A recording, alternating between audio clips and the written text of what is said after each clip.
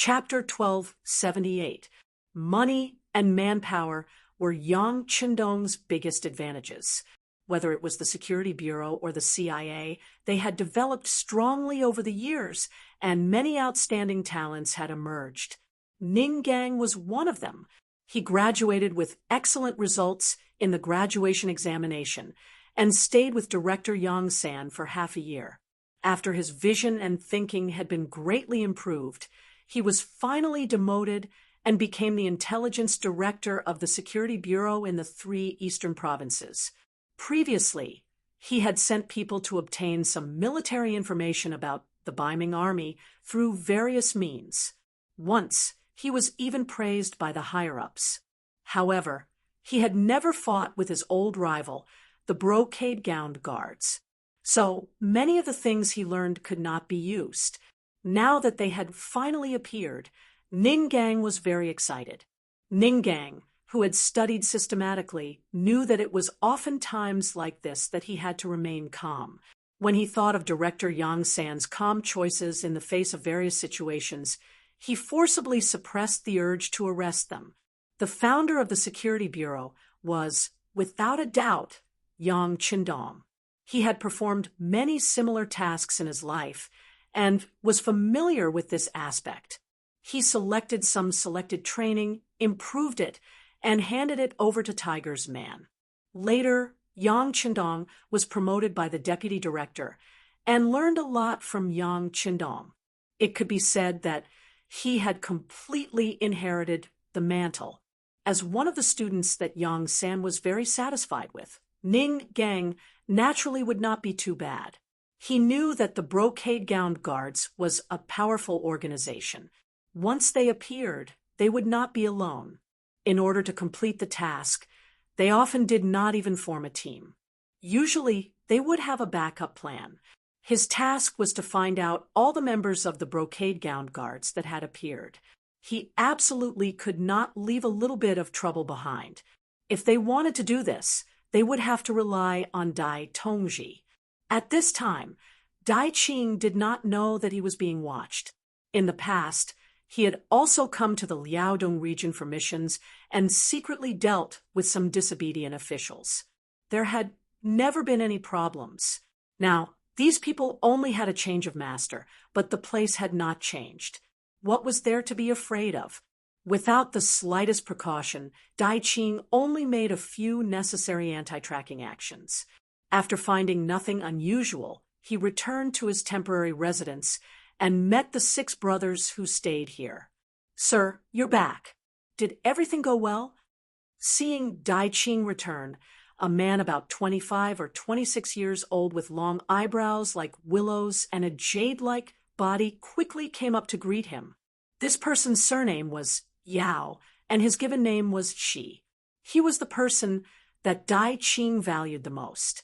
No matter where he went, Dai Qing would bring him along. However, very few people knew that although Dai Qing looked very masculine, he had different preferences from others. This Yao, she was the person he liked the most. There were many things that he would not tell others, but he would never hide them from Yao Shi. Therefore, he was the only one among the 6 who knew the rough details of the mission. As soon as he saw Yao Shi, Dai Qing's heart skipped a beat. Since he was in a good mood, he naturally spoke more casually. "I've talked to him. There shouldn't be any problems. However, we still need to make another preparation. If he doesn't agree after 3 days, prepare to kidnap him. It doesn't matter if he's dead or alive. This is the consequence of betraying the Ming. How about this? Go inform the other team and have them prepare to act at any time." No matter what, Dai Qing was still a commander in the embroidered uniform guard. There were many people with status who knew him. Although he had disguised himself, it would be best if he did not appear in public. It would save him a lot of trouble. This time, if it wasn't to gain Yi Ligong's trust, he would not have personally come. However, he would never have thought that he had already been exposed. In his opinion, Yi Ligong would definitely not report this matter to the 5-star army for the safety of Song Quan's family. Even if he wanted to report it, it would not be so fast. Therefore, he should be very safe right now. The other operation team had 20 people. They were all highly skilled in martial arts. Once they used force, it would not be a problem for them to kill their way into the Yi residence. However, only Dai Qing and Yao Shi knew about the existence of this small team. It was not convenient for him to appear, so he could only send his confidant. Be careful on the road. This is Bugnam of Gojoseon's territory. Although he did not think there would be any safety issues, Dai Qing still reminded Yao Shi, yes. Yao Shi agreed with a smile. He then went into the central room and put on a thick coat, wrapping his entire body in it. Seeing that there were no more problems, he left the courtyard under Dai Qing's watchful gaze and headed straight for another settlement. Yao Shi's level was far worse than Dai Qing's. He was only chosen because of his good looks. In terms of professional level, he was too far behind. After he was discharged from the hospital, he only nervously looked around. When he did not see anything special, he went to the location of the other team. Behind him, at least 3 secret agents of the Security Bureau were alternately following him. The sky finally darkened. In the inconspicuous courtyard where Ning Gang lived, a large group of agents of the Security Bureau had already gathered. At this time, each of them had their chests puffed out, and their eyes shone brightly as they waited for the final order. After an afternoon of investigation, the group of embroidered uniform guards, a total of 27 people in 2 locations, safely fell into Ning Gang's line of sight. After repeatedly confirming that the embroidered uniform guards did not have any backup plans, Ning Gang decided to make his move. He also wanted to know the purpose of the embroidered uniform guards. Although through ordinary observation, this Yi Ligong was still very trustworthy. However, if something were to happen, it would be better to capture him and personally ask him. Teams 1, 2, 3, and 3 are responsible for capturing people. Teams 4, 5, and 6 are responsible for internal security. In the event of an accident, help at any time. Teams 7, 8, and 9 are responsible for the outermost security. Team 10 is responsible for secretly watching. In the event of an accident, immediately contact the 5-star army stationed in the city and seal off the 4 cities. In short, not a single embroidered uniform guard is allowed to escape. Ning Gang looked at the 10 operation team captains standing in front of him with a trace of killing intent in his eyes as he spoke. A team of 10 people, a total of 100 operation team members. This was the armed force in Ning Gang's hands. Other than that, he also had an intelligence team and a tracking team under him. In the event of a major incident, he also had the authority to mobilize the nearby troops at any time. Ning Gang had mobilized all the operation team members just to capture 27 embroidered uniform guards. This was how careful Ning Gang was. He deeply remembered what Director Yang Qindong had said before. This was also what Bugnam of Gojoseon and Yang Qindong had taught them. As a qualified intelligence officer, succeeding 99 times was not something to be proud of. This was because as long as you failed once, all your previous efforts would be wasted. Therefore, every mission had to be completed with a 100% commitment. Even a lion would use all its strength to catch a rabbit.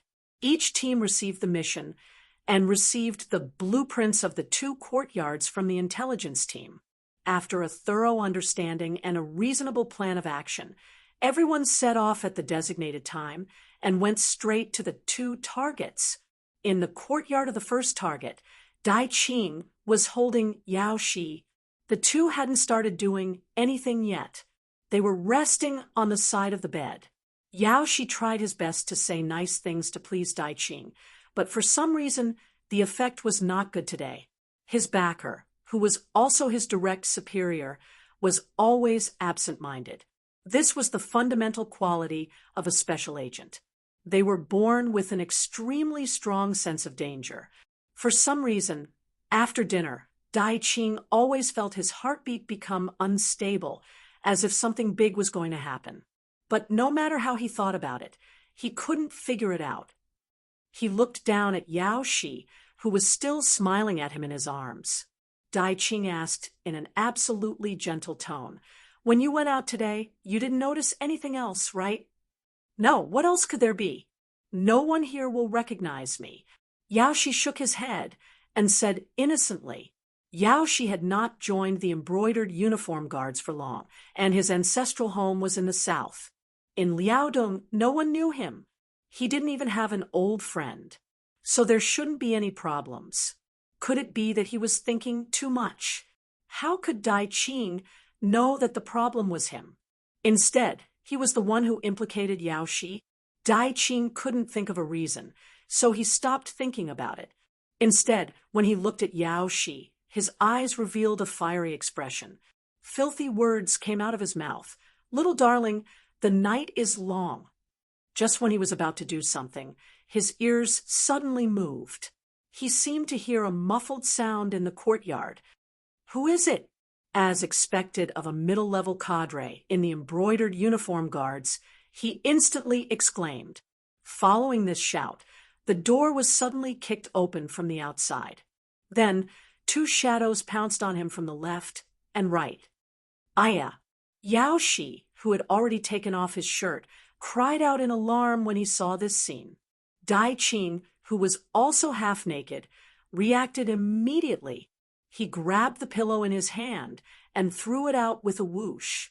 Taking advantage of the moment when the headrest was thrown away, his body leaped out like a spirit fox, rushing out of the room and landing in the courtyard.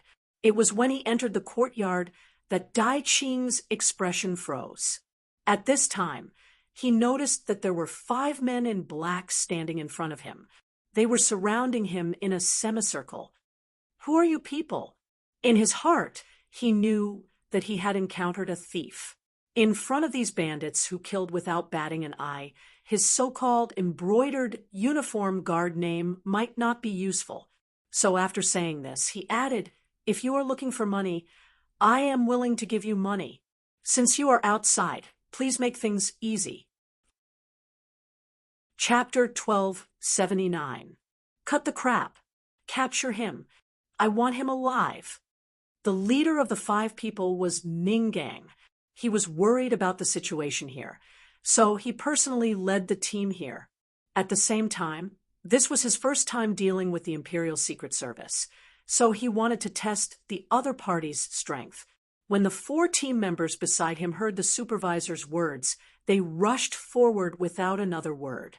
However, in order to capture him alive, they abandoned their weapons and rushed forward with their bare hands. What a good Dai Qing! Facing the 4 people rushing at him with a half-naked body, he was fearless. His fist was like the wind as he met them head-on. With a dull thud, the operation team member staggered back, 3 steps, revealing an opening. With one punch, he forced an operation team member to retreat.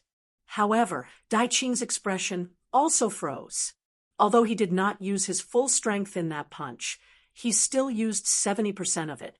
He originally thought that he would be able to send the person flying, but he only retreated 3 steps.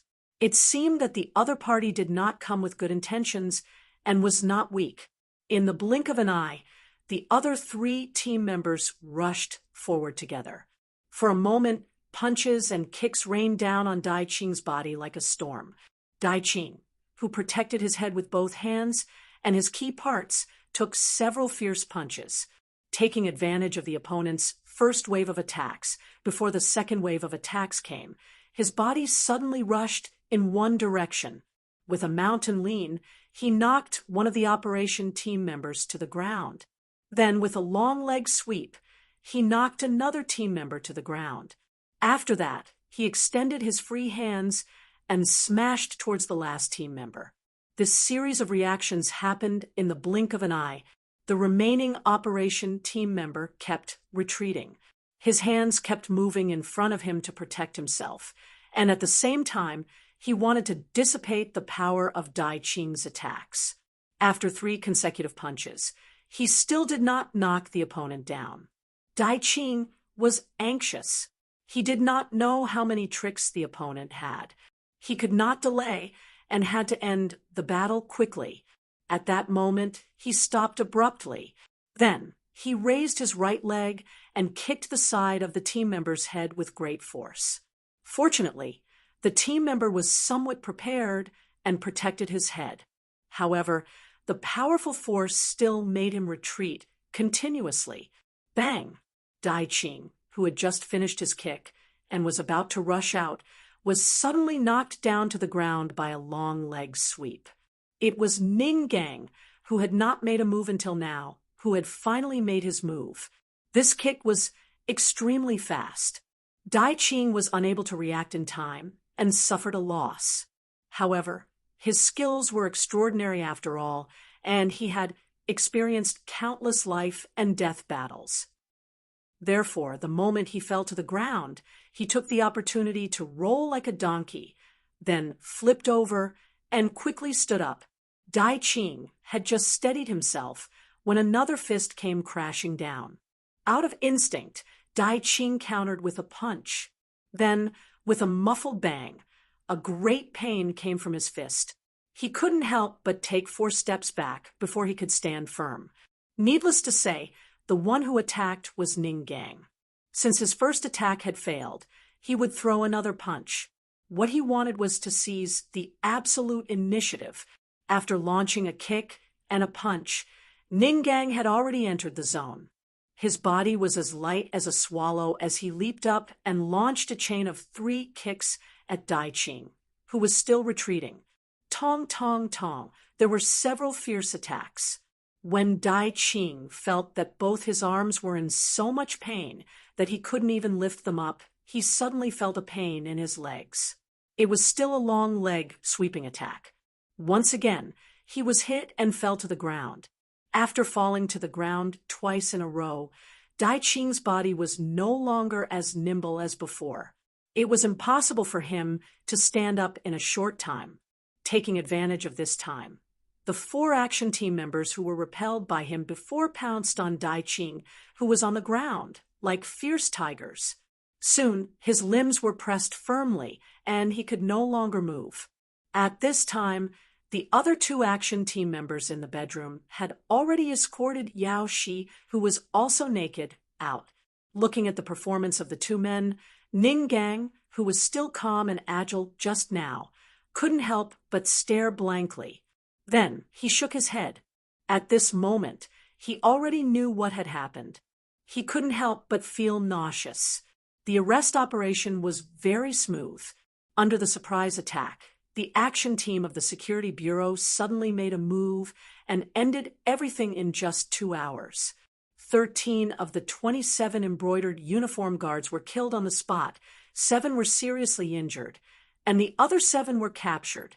In the dungeon of the Security Bureau's branch in the 3 eastern provinces, the interrogation had already begun. As the protagonist, Dai Qing was locked up alone in a room. At this time, his eyes were dull. Even now, he still couldn't figure out what the problem was. He didn't suspect Yi Ligong. He had already done his research. He was a man of honor and would never betray him and put Song Quan's family in danger. About an hour passed, and finally there was a sound outside the prison door. Ning and the others appeared in front of him. The 5 captured embroidered uniform guards were tortured, and all of them spoke. However, they didn't know what this person wanted to do. They only knew that it was to complete a secret mission. As for the specific details, they didn't know at all. Therefore, even though they wanted to speak and even talked about many secrets of the embroidered uniform guards, none of them were related to this operation. The final mission still fell on Dai Qing's head. As soon as Ning appeared, Dai Qing raised his head and looked at him with the help of the candlelight. Then he let out a snort and turned his head to the side. He knew very well that the people outside didn't know about the mission at all. Even Yao Shi had only informed the other party that they were going to take action. They only knew about the general mission, and it didn't matter. Seeing Dai Qing's uncooperative behavior, Ning wasn't anxious. On the contrary, he looked at him with interest. Then he chuckled and said, "You don't want to talk, right? It's fine. I hope you can hold on. Humph, if you want to kill me, then kill me. I'll still be a good man after 18 years. At this moment, Dai Qing showed a fearless expression.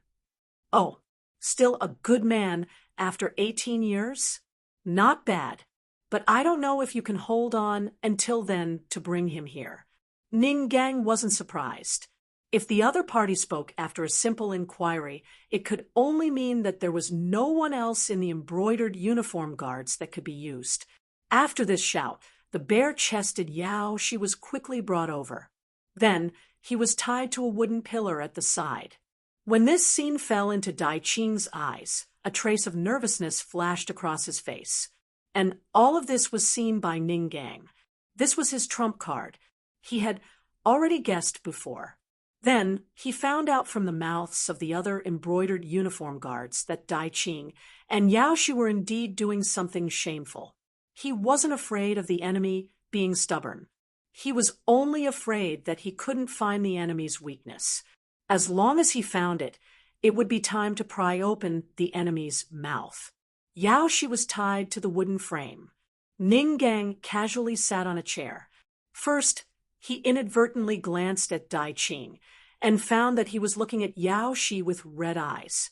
Immediately, the corner of his mouth curled up and said, "What are you waiting for?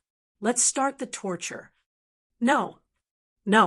Two consecutive voices came from different mouths. It was Dai Qing and Yao Shi. Yao Shi was afraid, and Dai Qing was worried. Ning wasn't surprised at all by these two people's reactions. He looked at Yao Shi again and said, "You're so delicate. We really don't want to torture you, but there's no other way. Someone has to speak. Why are you here? Otherwise, I won't be able to report back. Okay, let's not talk nonsense. Let's start the torture." No. Yao Shi, who was afraid of being tortured, immediately shouted loudly. Then he looked at Dai Qing and said, "Save me, save me. Didn't you say that you love me very much and are willing to give up everything for me?" If these words were said by a woman to a man, everyone would be able to accept it. After all, love between a man and a woman was a very normal thing. But when it came from a man talking to another man, no matter how handsome the man was, it made people feel a sense of disgust. At this moment, not to mention Ning, even the other people participating in the interrogation hurriedly looked to the side. Obviously, they couldn't accept the reality in front of them. However, at this moment, Dai Qing didn't feel uncomfortable at all. On the contrary, he looked at Yao Shi affectionately with a look of struggle in his eyes. Next, Yao Shi shouted loudly, but Dai Qing didn't speak. He just looked conflicted and reluctant. It's time to add fuel to the fire. Ning thought so in his heart. Then he said to the torture staff, "What are you waiting for? Since there are people who don't care, let's start the torture." Yes, a burly man agreed. Then he raised his right hand and twisted the whip in his hand.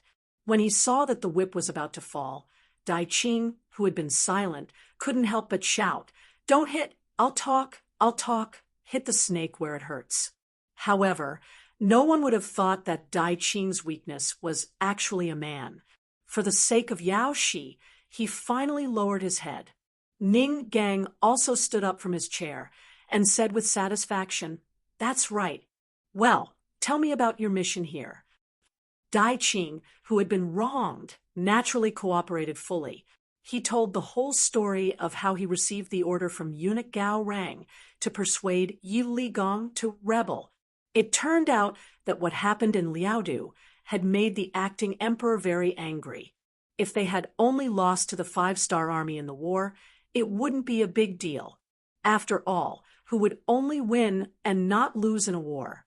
However, He was angry about the performance of the officials, especially the generals who were originally from New Ergon. Didn't they say that martial artists valued righteousness and scholars despised each other? But why did so many generals and commanders choose to surrender? He couldn't figure it out. At the same time, he decided to punish these people. Otherwise, wouldn't everyone follow suit in the future? Chapter 1280. Not long after, Wanshan's tens of thousands of soldiers surrendered to the five-star army. Daizong became even more determined. Under the instigation of eunuch Jin Ing, this task fell into the hands of the head of the Imperial Horse Directorate, Gao Rang. Don't think that the group of eunuchs would be united. On the contrary, they fought fiercely more than anyone else. Perhaps it was because they were missing some parts of their bodies, but they were especially fierce when they fought. They would often kill their opponents as soon as they made a move. After Gao Rang received this task, he immediately began to plan everything. He needed to report to the emperor. Otherwise, if the emperor questioned him, Jining would add fuel to the fire, and he would not have a good ending. Just like that, after a series of investigations, the final target was Yi Ligong, who valued friendship the most. Although he wanted to make a move on Wanshan, who had more power, he had already taken away his family and his brother's family. Even the eunuch who was in charge of supervising them was taken away. Helpless, he could only find General Yi Ligong, who was second only to them. Although Yi Ligong did not have a family, and his parents were no longer alive, based on the results of Gao Rang's investigation, he valued friendship. He especially treated his superior, Song Quan, like his own brother. Although Song Quan was dead, his family was in Baiming's capital, so there was no need to fear that he would not submit. Thus, Gao Rang had people take Song Quan's family into custody, and then sent one of his trusted aides, Dai Qing, to complete the task. In his view, with hostages in hand, Yi Ligong would not dare to act rashly. As long as he could convince him to take back the military power of the three eastern provinces, Baiming would not only be able to take back the area north of Liaodong, but also cut off the supply route of the five-star army. No matter how he looked at it, this was a great achievement. Dai Qing came. He also believed that with hostages in hand, Yi Ligong would not dare to act rashly. Thus, he also brought his favorite, Yao Shi, along with him. He never thought that he would have a bad start and attract the attention of the Security Bureau of the Five-Star Army. Now that he had fallen into their hands, he did not know whether he would live or die. After confessing everything, Dai Qing was like a defeated rooster. He looked at Ning Gang and said, "I've said what I should say. You can kill me, but please let Yao Shi go. Thank you." Ning Gang had a guess about what had happened, and now it seemed that he was right. However, he did not intend to let Dai Qing go, nor did he intend to kill him. If the matter was not resolved, Gao Rang would inevitably send other brocade guards to solve his problem. This time, it was due to the other party's carelessness that he was easily discovered. But what about the next time? What about the next time? He couldn't be so lucky every time, right? In order to solve this problem once and for all, there was only one way, which was to rescue Song Quan's family and send them to General Yi Ligong. This was the perfect ending. In order to accomplish all of this, it ultimately fell on Dai Qing's shoulders. In the capital of Baiming, the Security Bureau also had secret armed forces, and there were spies in some key departments. It was not difficult to rescue a few people, but the difficult part was where Song Quan's family was. In the huge capital, there were more than 1 million people. If there were no clues, it would be quite difficult to find them. If they were not careful, they might alert the enemy and mess things up. In order to find out where the people were being held, they could only start from Dai Qing. Dai Tongji, do you know where Song Quan's family is being held? Ning Gang, who wanted to find out all of this, asked, "Don't call me Tongji. Just call me by my name. I'm now a prisoner. As for where they are being held, I don't know. I just received a mission to inform General Yi Ligong. Dai Qing shook his head and said all of this, as expected. Ning Gang did not suspect that Dai Qing was lying. After all, he had said what he should, and there was nothing to hide. In other words, if he wanted to know where Song Quan's family was being held, he had to think of another way. However, Ning Gang did not want to go through so much trouble. He stared at Dai Qing and said, "If I let you go, do you have the confidence to find where Song Quan's family is being held when you return to the capital?" Hearing that he could be released, Dai Qing's heart skipped a beat. However, when he thought about how he had answered so many questions, even if he escaped, now eunuch Gao Rang and the embroidered uniform guards would not spare him. Their family rules were very strict. I don't have confidence. The capital is too big. Finding a few people, especially a few people who are deliberately hiding, is harder than ascending to the heavens. Then what if this is General Ye's intention? Ning Gang continued to ask. General Ye's intention? Dai Qing said with some confusion. Yes, it's General Ye's intention. If General Yi wants to see Song Quan's family, first to make sure they are fine, then he will talk to you about surrendering. With such an excuse, do you have the confidence to see Song Quan's family? Ning Gang's brain worked quickly, and he quickly thought of a way to solve the problem and a possibility. Dai Qing thought about these words and imagined the possibilities, but in the end, he shook his head and said, "I'm afraid it's still very difficult. I may be able to see one person, but I won't see everyone. Moreover, eunuch Gao is suspicious by nature. He won't let me see the Song family's hiding place casually. Speaking of which, I'm just one of his trusted aides, not his confidant." Dai Qing's meaning was very obvious. That was, Gao Rang still couldn't fully trust him. He wouldn't reveal all his cards in such a matter. Ning Gang did not expect this, but it was normal. If he really was a trusted subordinate, he wouldn't have sent Dai Qing to handle such a dangerous matter. After thinking it through, he was not discouraged. Instead, he continued to ask, based on your understanding of Gao Rang, which confidant might know where Song Quan's family is being held? After thinking for a while, Dai Qing listed 3 names and said, the 3 of them are eunuch Gao's absolute confidants. He can't do this kind of thing himself. He will only give it to one of them. As for who it will be, I can't say for sure. That's enough. Hearing that he could narrow down the target to 3 people, Ning Gang's face lit up. Originally, Yang Qindong had asked about the placement of Song Quan's family. However, Baiming's capital was not within Yang Xie's sphere of influence. It was not possible to find out among millions of people with great fanfare, so this matter had been suppressed. But now that there was a clue, Ning Gang would not give up. As long as he kept a close eye on these 3 people, he would not have to worry about not being able to find them. The only way to solve this problem was to bring all of Song Quan's family members to Yi Ligong's side.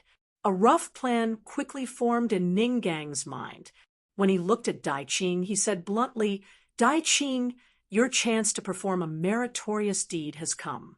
As long as you follow my arrangements, I will not only guarantee your safety when you return to the capital, but you will also receive a reward when you complete the mission. When the time comes, you and Yao Shi can go wherever you want." The world is vast, but all is imperial land.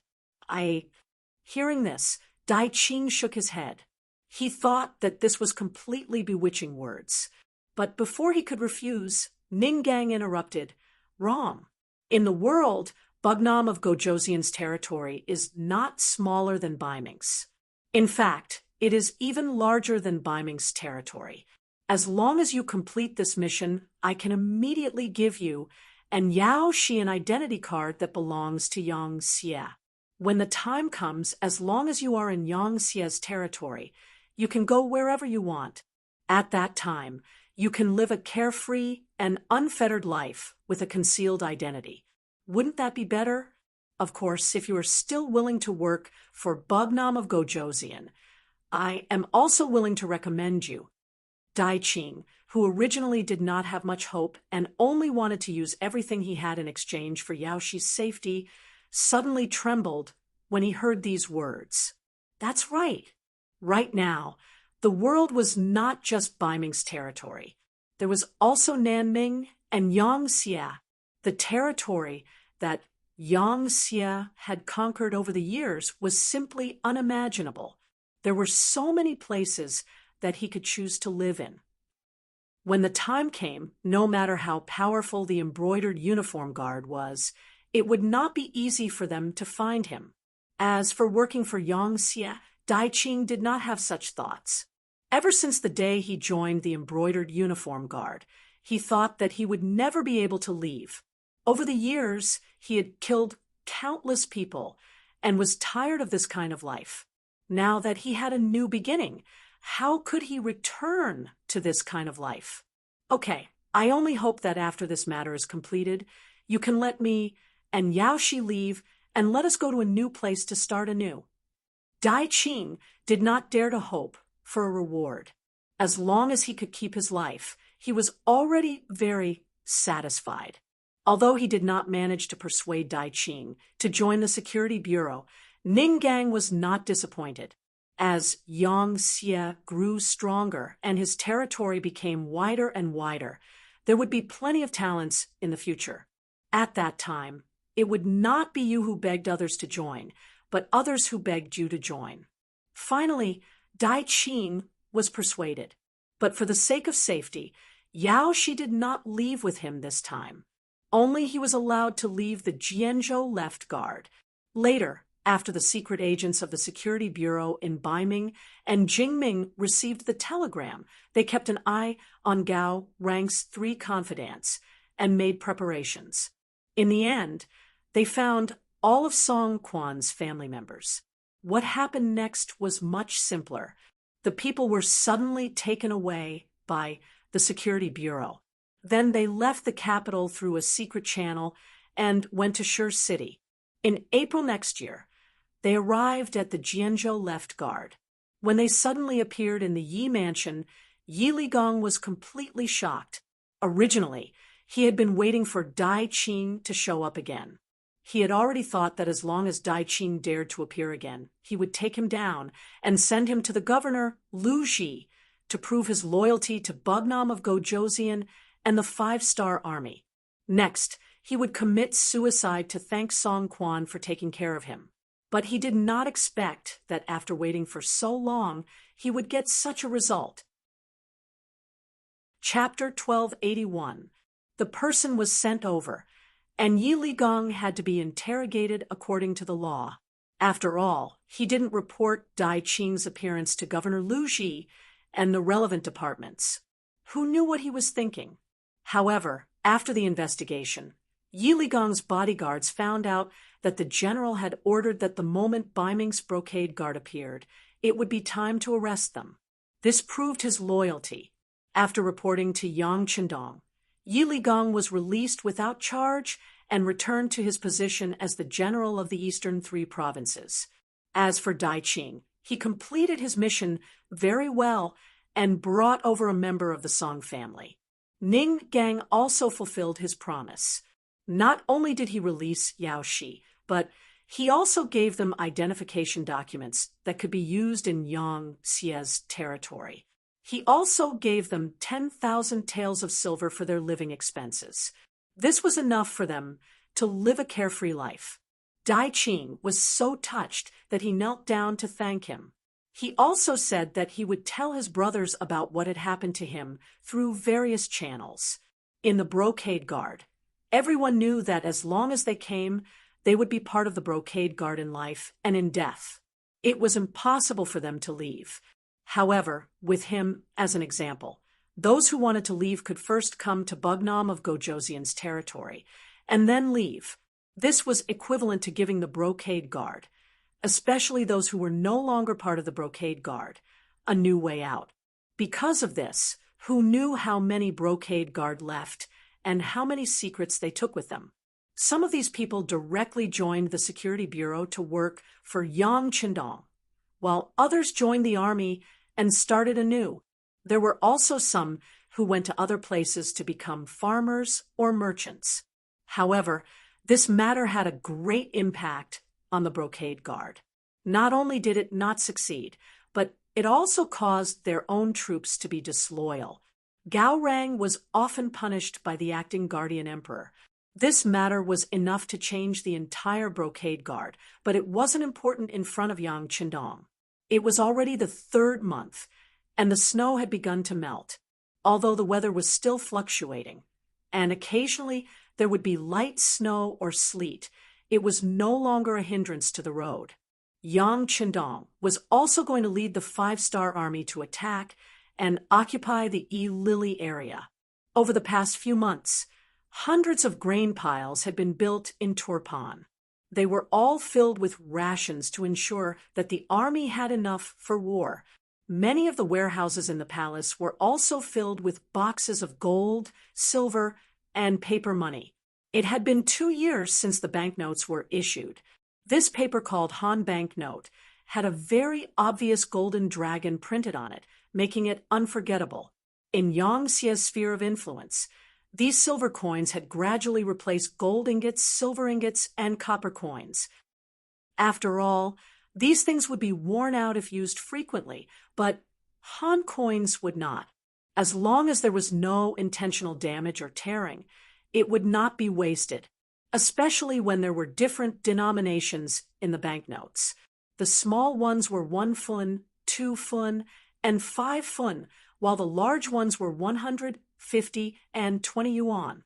They were light and easy to carry, and were much more convenient than silver. With the Yang family bank as a guarantor, one could bring Han coins to any bank to exchange for gold and silver. At the same time, one could exchange gold and silver for Han coins. It was extremely convenient. If it was a large transaction, the Yang family bank could also release 100,000 yuan worth of banknotes. In this way, it was convenient for the commoners, and at the same time, it gradually replaced gold, silver, and copper coins, relieving the pressure on Yang Xie's finances. Even though Yang Xie was using war to support war, due to the continuous war, the pressure on his finances was still huge. If it wasn't for the fact that there were many new products that were exported, earning large amounts of money, he would not have been able to support himself until now. Furthermore, the circulation of Han banknotes had reduced the risks that might arise. Currently, all the banks in the Yang family were filled with gold and silver, greatly increasing the commoners' confidence in Han coins. With money and rations, this war was much easier to fight. Furthermore, Yang Qindong had the strongest weapons in the world, as well as the most resolute army. It was only a matter of time before they swept through all 4 directions. Just like now, the 5-star army seemed to have been injected with chicken blood. They were just waiting for Wu Nanking's order to launch a large-scale attack, besieging the city and capturing the stronghold to gain military merits. In comparison, the Ilibeli, Turpan, and Yarkiang tribes were having a much harder time. The commoners knew that war was coming, and no one knew what would happen. In a short period of time, the price of food soared, especially the price of food, which the commoners relied on for survival. In the past, 1 tael of silver could buy 2 dan of rice, and 1 dan was 94. 4 kilograms. 1 tael of silver could buy 188, 8 kilograms of rice. But now, 1 tael of silver could only buy 10 kilograms of rice. The price of food remained high, and at the beginning of spring, there were already signs of people starving to death. The flow of people fleeing also increased. In this regard, the kings of the 3 kingdoms could only watch because they didn't know how long this war would last. They absolutely couldn't take out the food in their storehouses. Otherwise, how could the army win the war without food? What was worse was that the Kazakh and Ares dynasty's armies were about to enter. According to the previous agreement, the three kingdoms would be responsible for their food supplies. For a moment, the three kings were worried sick. The commoners were so hungry that they could not even eat, nor could they afford to buy food. Where would they find the strength to grow food? This was like a vicious cycle.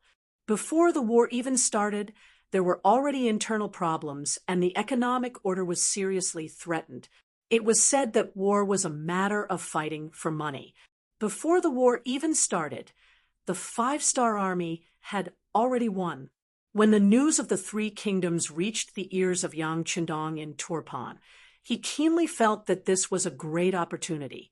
He immediately sent a telegram to the logistics headquarters, Yangtze, and asked him to gather more food and send it to Turpan.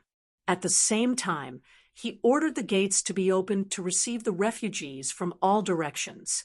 He also said that if the commoners had money, they could use the previous price to buy food. If they did not have money, as long as they came here, they would not be allowed to starve to death. If they were willing to move to other places, they would be given a pass. After gathering enough people, they could be sent to the rear and be given food, money, and land. With this move, the south and west gates of Turpan were quickly filled with commoners from all over. They were all people living at the bottom of the food chain and did not have much savings. When the harvest was good, they could eat more, but when the harvest was bad, their food would be worse. People like these only wanted to survive. As for beliefs and dignity, who would care if they could not even eat? The sudden situation also caught Yang Qindong off guard. Originally, he thought that even if he opened the city gate and spread the food, he might not be able to recruit many people. However, when he saw the number of people increasing by thousands or even tens of thousands every day, and this trend was getting stronger and stronger, he couldn't help but smile bitterly and say, immediately transfer 2 divisions from the new Second Army to escort the food and be responsible for the safety of the people along the way. Quickly, send these people to the rear. This sudden development caught Yang Qindong off guard, but the military operations that were supposed to be carried out did not stop. For example, the new army, the new Fifth Army, and the First Army of the Foreign Races still set off on time. Before the 3 commanders left the city, Yang Qindong held a short meeting and gave them a clear request. Their task was not to occupy as many cities as possible, but to attack the enemy's military strength as much as possible. Don't even think about occupying the cities. That's not something you should do. Unless there's a shortage of food, you can open the warehouses to get food. At other times, you can even abandon the captives and military equipment. In short, there's only one thing: kill the enemy. The more you kill, the better. After the 3 commanders completely understood Yang Qindong's meaning, they immediately expressed that they would kill as many enemies as possible to pave the way for the Central Army. The 3 commanders quickly left after giving a standard military salute to Yang Qindong, and then more than 100,000 troops poured out of the city. Naturally, the people of the 3 kingdoms were worried when they heard the news, especially King Hardenbarter. After hearing the news, his face was full of worry, and there was no light in it. Unlike the other 2 kingdoms, King Hardenbarter lost his capital and fled all the way until he lost his strength. But because of the bumpy road, coupled with the lack of strength in the front line and the repeated defeats, when the news came, the imprisoned King Shiza fell ill and finally died 10 days ago.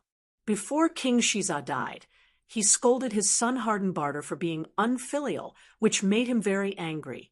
What he did was for the good of Turpan, but he didn't expect the 5-star army to be so strong. They didn't retreat in the face of the 5-kingdom alliance, and they even won consecutive battles. In the end, the famous Yesen had no choice but to flee. Now that they were finally enlightened and it was time for war, the 5-star army's first target seemed to be him. There was nothing he could do about it, who told Kalibi to be the closest to Turpan. After knowing that the 5-star army first sent out more than 100,000 troops, and that one of the new army's targets was Kalibi. Hardenbarter called General Daichin to discuss the defense. The Kazakh and Ares dynasty's armies haven't arrived yet, and Yeshen and Urcheong have a large area to defend. What should we do now? After calling Daichin, Hardenbarter immediately asked for a plan, and at the same time, he showed an expectant expression. If it was before, he wouldn't have to worry about this at all, and would just wait for the other party to report. But after a few battles, Turpan didn't win a single time, and even General Daichin lost a battle. As a general who lost his capital, Hardenbarter didn't have much confidence in them. Chapter 1282. Now that Tolyafen had suffered consecutive defeats, their military strength was not as good as before. Although they recruited another 50,000 soldiers, their military strength had reached 180,000, but there were too many places to defend. Facing the 5-star army, they were unable to do anything. More importantly, the civilians of Tolyafen were too close to Tolyafen City. Naturally, they were the majority of the civilians that escaped. Not only that, there were also a lot of retired soldiers that escaped. They mixed in with the civilians and entered Tolyafen City. Don't think that they mixed in just to find the base of the 5-star army. They really did surrender. Their families didn't have food to eat, their parents were old, their children were young, their wives were weak. They all needed the head of the family as a man to take care of them. These people chose to stand out to protect their families and join the 5-star army with their families. People like these who brought their families with them wouldn't go against the 5-star army, much less cause any trouble. Moreover, this situation was becoming more and more intense. The battle had yet to begin, but the army had already lost close to 5,000 soldiers. One could imagine, with their current state, how could they fight with the 5-star army? How could they fight with the enemy? They didn't have enough soldiers, and their battle strength was even lower. Even the cleverest housewife couldn't cook without rice. At this moment, General Daichin didn't know how to deal with this. At this moment, he really wanted to ask the king to open the granary and release the grain. However, he knew that if he really did that, not only would the civilians of Tolyafen, even the civilians of Ely and Yirkiang would come. It would also attract some unscrupulous merchants who would hoard grain at a high price. If that happened, then it would be a huge problem. Daichin thought for a long time, but couldn't think of a solution. Facing the king's question, he could only lower his head and remain silent. Hardenbarter waited for a long while and still didn't get any reply. He couldn't help but ask, "General Daichin, I'm asking you something. Can you hear me?"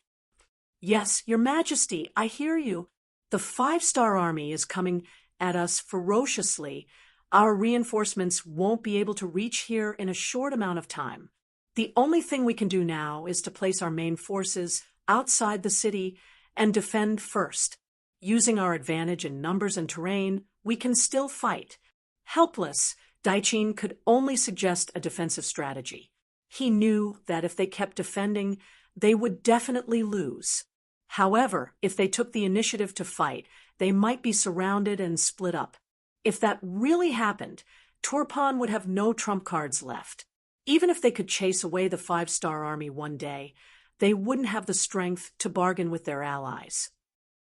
Hardenbarter quickly understood what Daichin meant. He couldn't help but frown. "You mean that we should let the 5-star army walk past our city and wreak havoc everywhere? But do you know that if we do that, the entire Turpan will be engulfed in the flames of war, and we will have no way out? Once the city is lost, there will be no place for us to stay."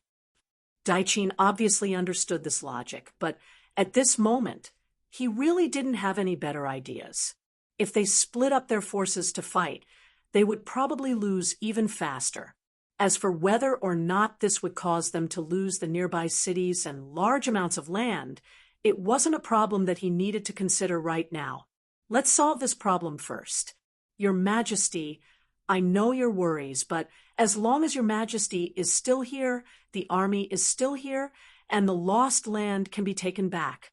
Furthermore, from what I see, if we gather our forces outside the city, the 5-star army might turn around and leave. After all, their numbers aren't as good as ours, so attacking the city won't benefit them. That way, as long as they leave, they might enter the lands of other allies. If that happens, some people won't be able to stand by and do nothing. Daichin had done a serious analysis before. Right now, there were 150,000 soldiers gathered outside the city, and their numbers were above the 5-star armies. If they attacked this place, both sides would suffer losses, and this wasn't the result that the 5-star army wanted. It was very likely that they would give up on this place and go to other places, such as Yilabali and Yarkiang.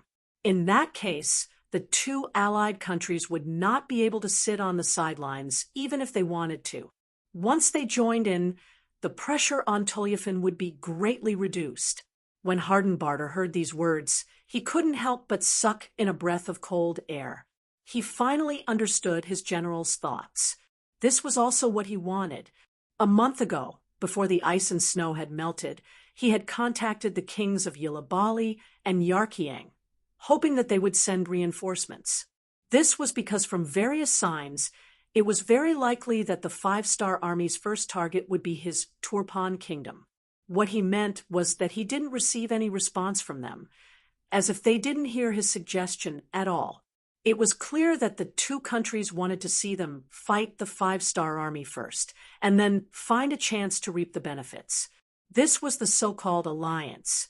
Because of the existence of their own interests, it was impossible for them to truly be united. Once there was a conflict of interests, it was very likely that they would turn against each other. Since they weren't benevolent, then they shouldn't blame him for being unrighteous.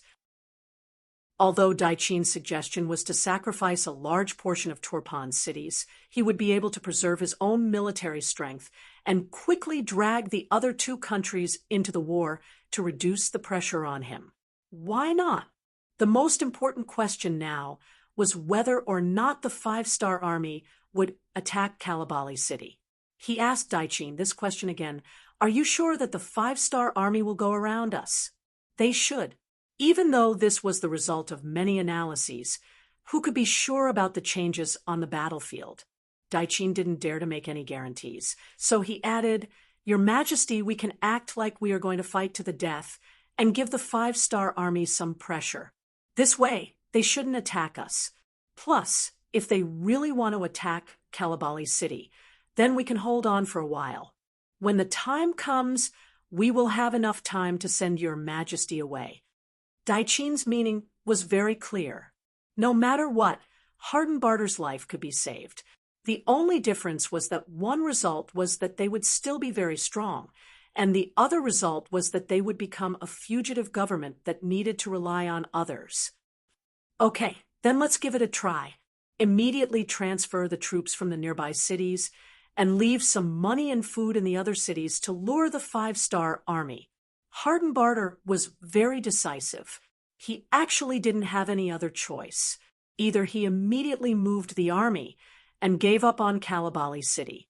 This way, even if he continued to escape, he would still be caught by the 5-star army.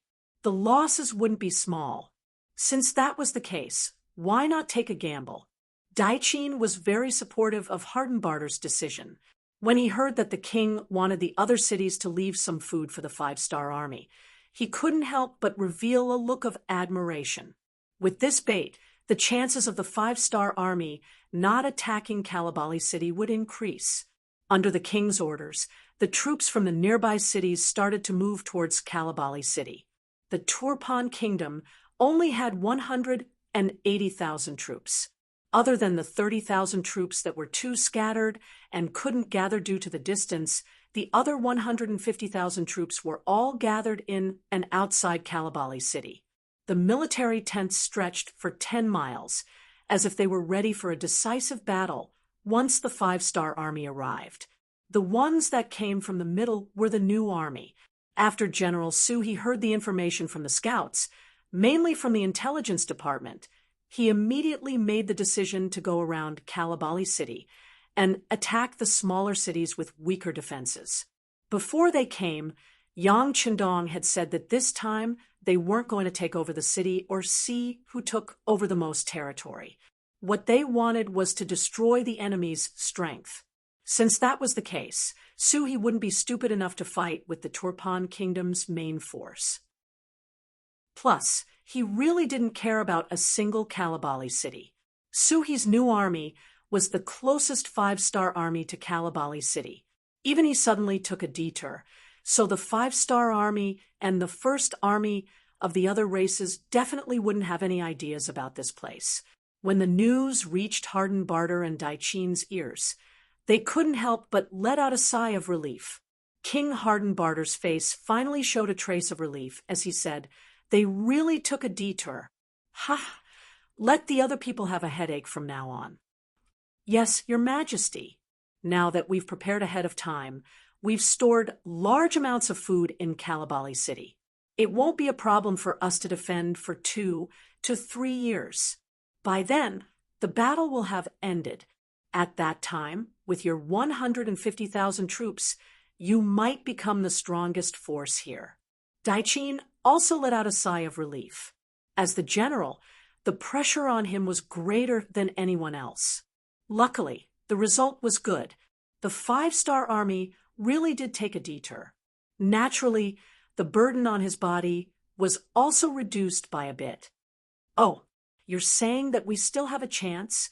Harden Barter, who originally thought that they were just hiding for a while, suddenly thought of a possibility.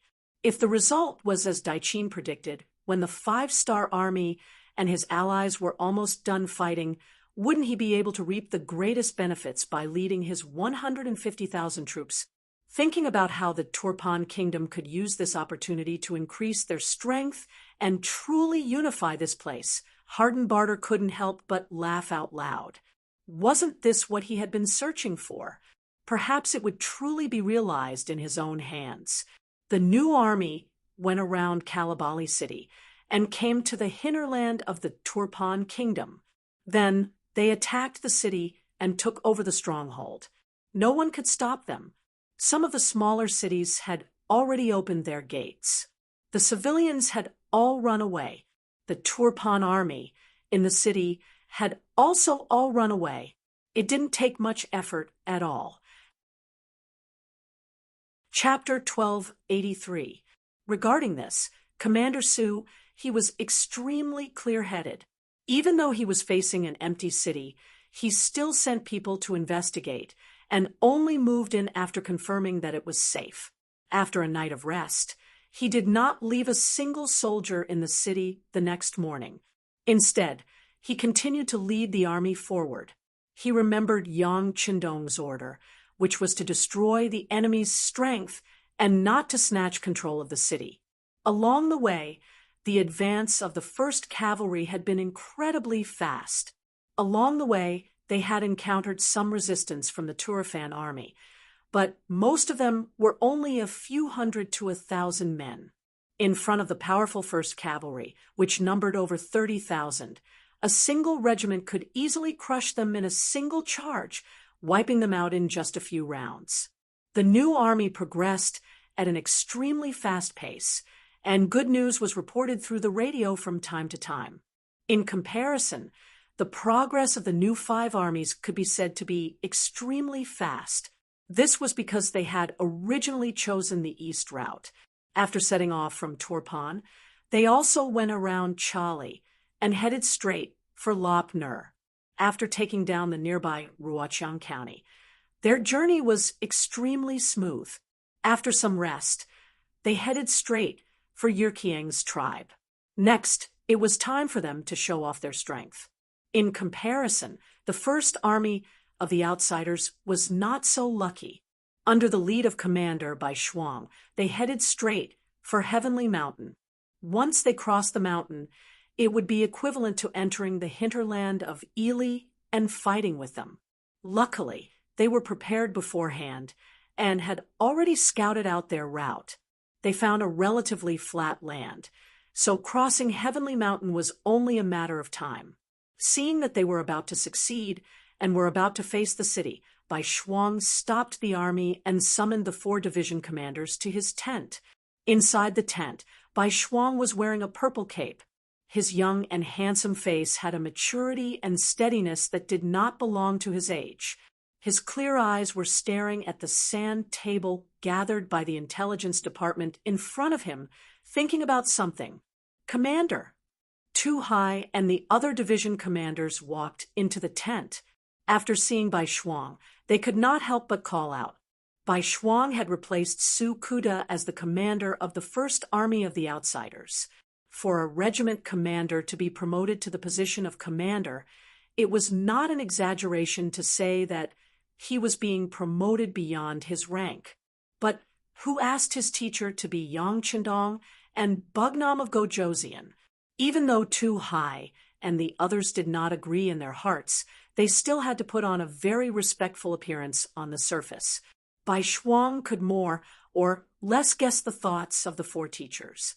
However, he didn't mind because he believed that he could conquer them with his own abilities. This was also the idea that his teacher, Yang Qindong, had given him. During the new year, when Bai Shuang went to visit Yang Qindong, she had received some pointers. Seniority in the army was naturally not something that could be ignored, but ability was more important, according to what Yang Qindong had said. As long as he displayed enough strength, Tu Hai and the others would not listen to him. Of course, if they really dared to disobey military orders, they could deal with them according to military rules. On this point, Yang Qindong had fully delegated the authority to Bai Shuang. With Yang Qindong's support behind him, what did Bai Shuang have to fear? He immediately promised that he would use practical actions to prove himself, and at the same time, he would not lose face for his teacher. Next, it was time to fight the first battle. How to make the 4 teachers truly submit to him. This battle was naturally very crucial. You've all come. Very good. Take a look at the sand table in front of you. In half a day, we will be able to cross the Heavenly Mountain. Next, we will be entering the territory of Yili. The first town in front of us is the city department of Little Yule. The intelligence personnel have already sent news that there are 2,000 enemy soldiers here. Everyone, tell us, how should we attack and occupy that place? As Bai Shuang spoke, his gaze landed on Tu Hai and the other 3. Only 2,000 enemy soldiers. The 4 teachers couldn't help but reveal a proud expression. Clearly, this amount of soldiers was nothing in their eyes, especially the leader of the 301st Division, Tu Hai. As a veteran of countless battles, Tu Hai had already killed countless enemies. Only 2,000 people were nothing in his eyes. Therefore, he was the first to speak. "Military leader, it's only 2,000 enemies. Leave this matter to our division. I guarantee that we will be able to take it down within 2 hours." Tu Hai's words were extremely confident. In reality, he also had the strength to do so. The other teachers originally wanted to ask for a battle, but since Tu Hai had already stood out, it was naturally not good for them to snatch the credit. But even though they did not say anything from their expressions, it was obvious that they were disdainful of this battle. 2 hours? Not bad. It is indeed very fast. After Bai Shuang heard Tu Hai's words, he nodded in approval. He. Hearing that Bai Shuang seemed to agree, Tu Hai laughed and immediately saluted. "Military leader, I will go and make preparations. At this time tomorrow, I will guarantee that the army will be able to spend the night in Little Yule City. After speaking, Tu Hai was about to turn and leave the tent, but Bai Shuang's voice rang out. "Teacher Tu, please wait." And Tu Hai, who was stopped, revealed a displeased expression. However, before he could say anything, Bai Shuang and the others also asked, "Division Master Tu, how many men are you going to bring to attack?" Can you guarantee that the other party will all stay in the city?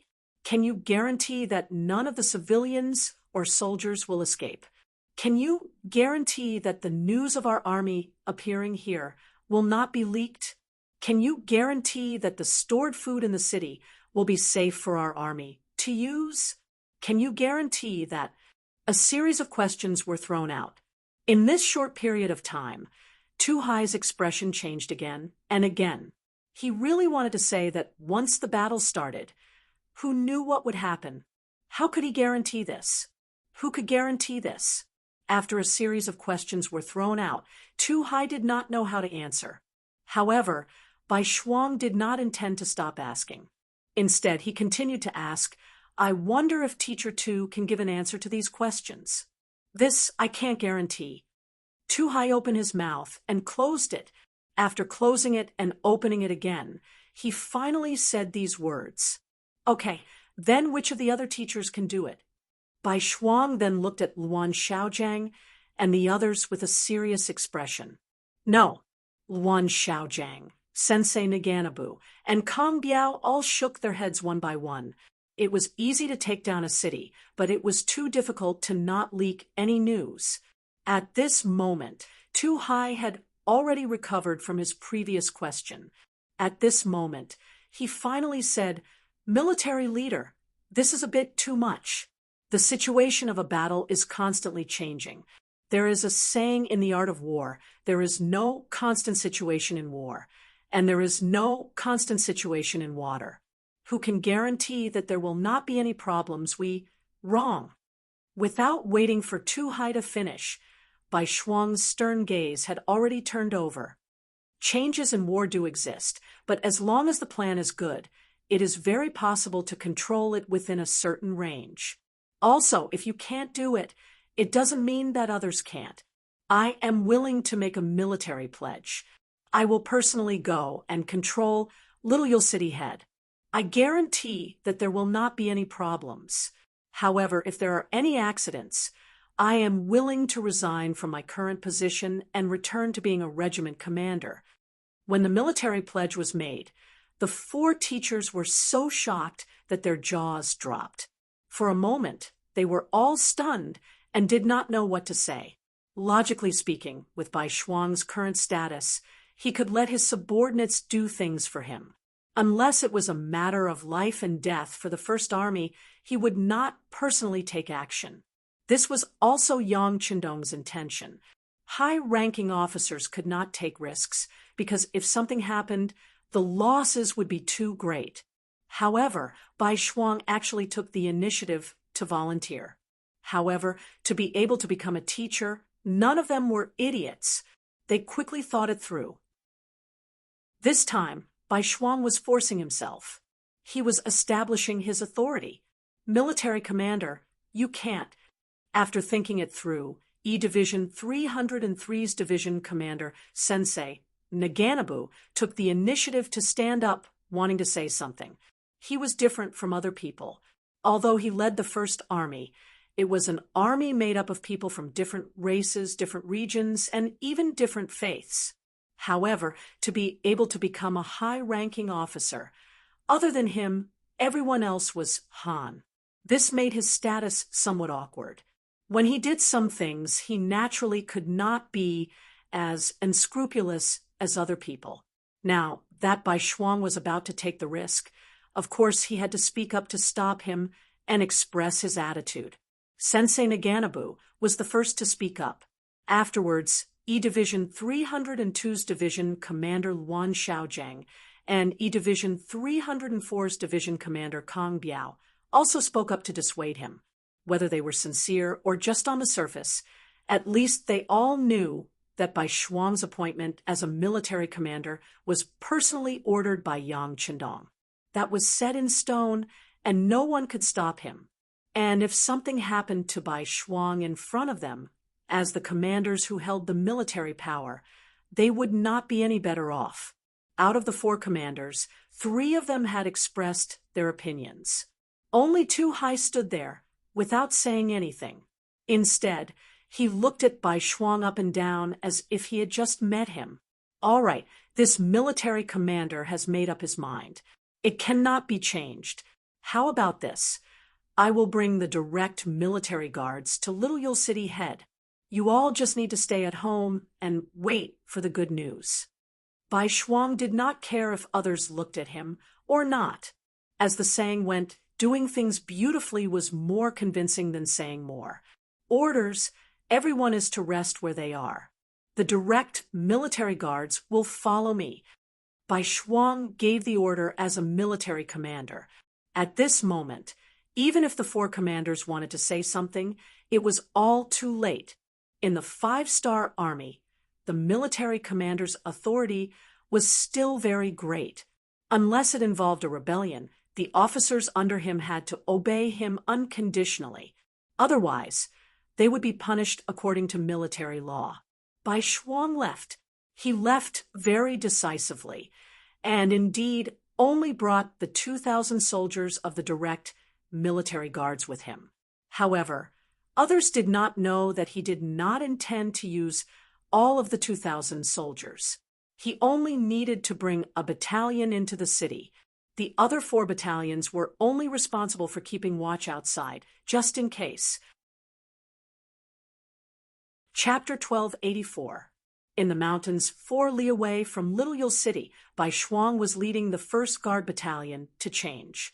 He took out a large amount of commoner clothing from the military luggage and put it on.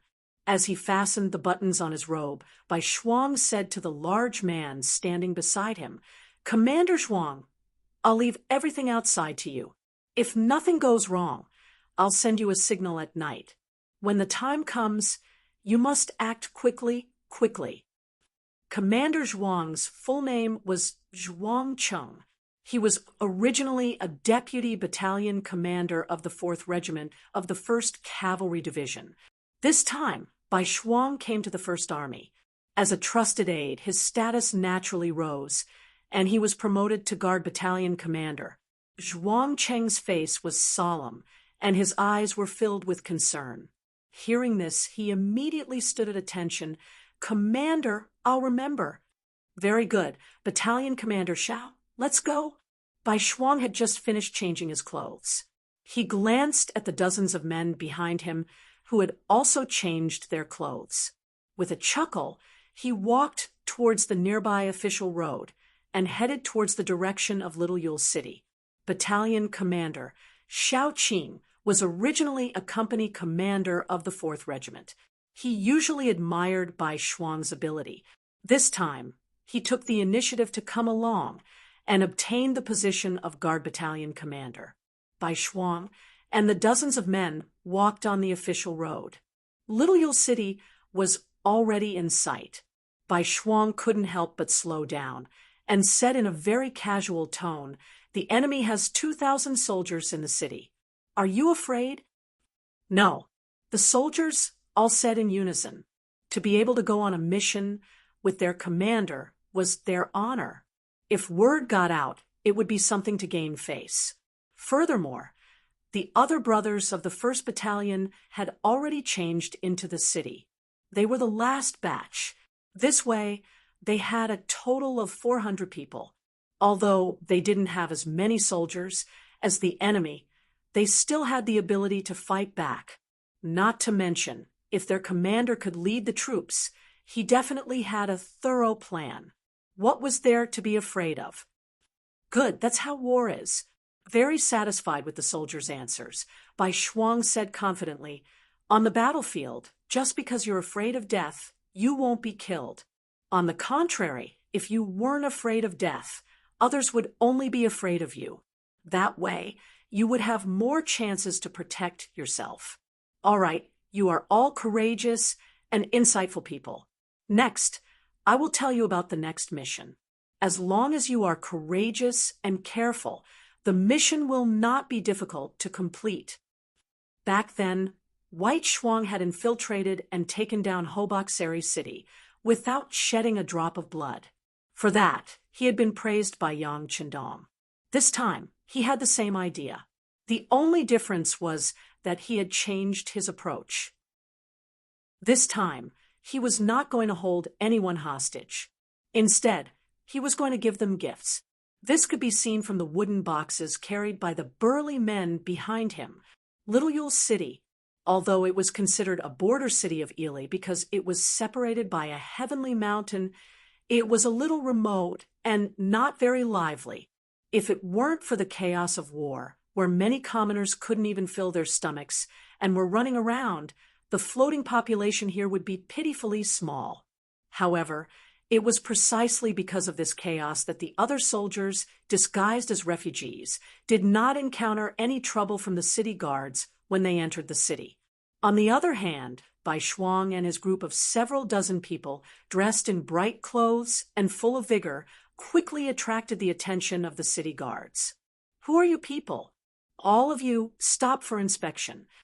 The centurion in charge of guarding the city gate had a vigilant look on his face. After all, Bai Shuang's group was too conspicuous, especially when there was a group of refugees in ragged clothes walking by. It highlighted their different identities. With this shout, Bai Shuang took the lead and stood on the spot. Then he chuckled and said, "Brother, don't be nervous. We are here to find your general and give him a gift." After saying this, Bai Shuang intentionally turned around to look at the two large wooden boxes behind him with a smile on his face. Bai Shuang was a person with delicate features. When he took the initiative to express his goodwill, he could indeed give people a good impression. In addition, there were only 30 brothers behind him. This centurion had 100 people beside him. Of course, he wouldn't take it too seriously. Give him a gift. The centurion was puzzled. It wasn't that he had never seen people giving gifts before, but it was his first time seeing someone giving gifts with such fanfare. Just as he was puzzled, Bai Shuang had already walked in front of him. Then, he handed 2 silver ingots worth 10 silver taels each to the centurion. "That's right, we are here to give you a gift. I'll have to trouble you to inform the general that he will definitely reward you handsomely." 20 silver taels was not a small sum for a centurion who wasn't rich. His eyes immediately lit up. He used his hand to measure the quality of the silver.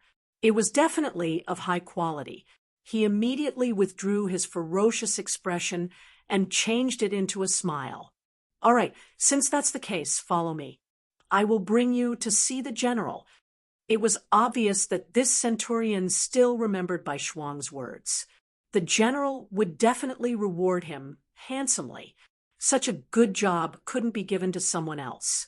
With this centurion leading the way, it was naturally not difficult to enter the city. Not only that, they quickly arrived at the general's residence.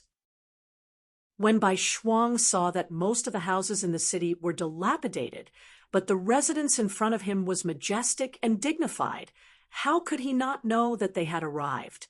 As expected, the centurion stopped in his tracks and pointed at the courtyard in front of him. "This is the residence of our general, Slam. Please." "Thank you, please." Bai Shuang immediately smiled and nodded. He had a look of gratitude as he followed the centurion into the residence. The difference was that Xiaoqing and the others behind him were blocked outside the door. They were watched over by the centurion's soldiers. It could be said that they were being held captive. Bai Shuang didn't show the slightest bit of fear because his subordinates were blocked. On the contrary, he entered with a calm expression. His gaze casually swept around, as if he was very interested in everything in the courtyard. However, he knew that he was scouting the enemy. The centurion led the way. He seemed to be very familiar with everything in the residence. Along the way, he didn't let anyone lead him. Even at this time, there wasn't even a housekeeper coming out to welcome him. All of this entered Bai Shuang's eyes and made him feel disdain. From this, it could be seen that the general's standards were too ordinary. The reality was as Bai Shuang expected. Under the centurion's guidance, Bai Shuang easily saw the person in charge, Slam. He was a man with a rather tall and sturdy figure, but his face was a bit pale. Based on his experience in observing people, Bai Shuang could easily tell that this Slam was someone who had been hollowed out by wine and women. This was very consistent with the information sent by the intelligence department, although Bai Shuang appeared to be very confident along the way. If it wasn't for the fact that he continuously obtained a lot of information about General Ibali from the intelligence department while the land was covered in snow, how could he enter so fearlessly? It was only when the preparation work was done that he appeared to be so confident in doing things. According to the information provided by the intelligence department, this Slam was someone who was ostracized by the upper echelons of General Ibali, which was why he was arranged to guard such a remote, small city. Bai Shuang was very confident that she could establish a relationship with these people who were depressed and unable to achieve their goals. Slam looked as if he had just woken up from a drunken stupor. When he saw that it was a centurion under his command, he yawned and pointed at Bai Shuang, who was standing there, and said, "Who is he? What is he doing here?" With the opportunity to speak, the centurion thought of the reward. He immediately leaned over with a face full of joy. He came to Slam's side and whispered for a while. Originally, Slam didn't seem to care. He thought that it was another homeless person who wanted to join the army.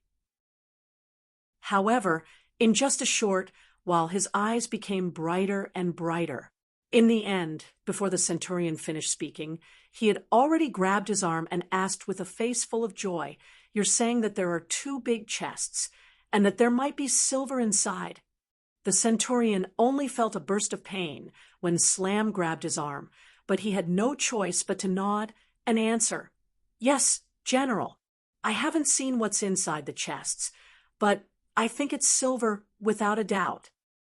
"Good, good. Then why aren't you bringing it up?" As Slam, who was sent to a remote place, even if he wanted to deduct some silver and receive some benefits, he had nowhere to go. Recently, there were more and more refugees. For a time, there were all kinds of people. There were even many bandits passing by. As a result, the security of Little Yule City wasn't very good. Every day, there were all kinds of bad news, and he was already sick of it. Now that he heard that someone was actually giving him silver, how could he not be happy? In his excitement, he couldn't help but forget himself. The centurion also wanted to see if the chests were filled with silver, but Bai Shuang was still standing there and didn't speak. He looked down on the general's ugly expression and could only remind him softly, "General, the person is here. Shouldn't we first ask him why he's here?" "HM? Yes, he had to ask first. That, who's the person below?" With this reminder, Slamu finally reacted. Then, he tidied up his clothes and asked in a very serious manner. Finally, it was his turn. Bai Shuang had already prepared his speech. "General, my surname is Bai, and I'm in the grain business. You also know that in the chaos of war, the price of grain is rising again and again. Therefore, I gave up all my wealth and opened a trade route from the grasslands. As long as the general agrees, we can continuously transport grain from the north of Tian Shan Mountain. At that time, we will have to pass through the general's territory. Therefore, this time, I'm here to give the general a gift and hope that we can work together to achieve great things." "What? You're in the grain business? You can transport grain from the north of the mountain? You're Han?" At this moment, Slam's eyes were already wide open. He was completely shocked by Bai Shuang's words. Chapter 1285. If one were to talk about what was the most valuable right now, the first would be food. After all, people could buy less clothes, and even a piece of clothing could be worn for a long time with some mending. However, they could not go without food for a day. Otherwise, there would be problems and even death. Especially in this war, the price of food had increased exponentially. Even though Si Jamu had already received orders to stock up on food, he still felt that the granary in the city was too small. After all, no one knew how long this war would last. There was only going out and not going in. It was truly worrying. And now, someone said that they could get a large amount of food. How could he not be alarmed? The first thing he did was to ask if the other party was Han. After all, only the Han-led five-star army would not lack food. That was why they had such a way to transport food. Regarding his identity as Han, Bai Shuang had no intention of hiding it. He did not want to hide it either. Facing Si Zhemu's question, he did not have any intention of denying it. He immediately nodded. General has good eyesight. This one is Han. With this admission, Si Zhemu's body tensed up. Their opponent, the five-star army, was mainly Han.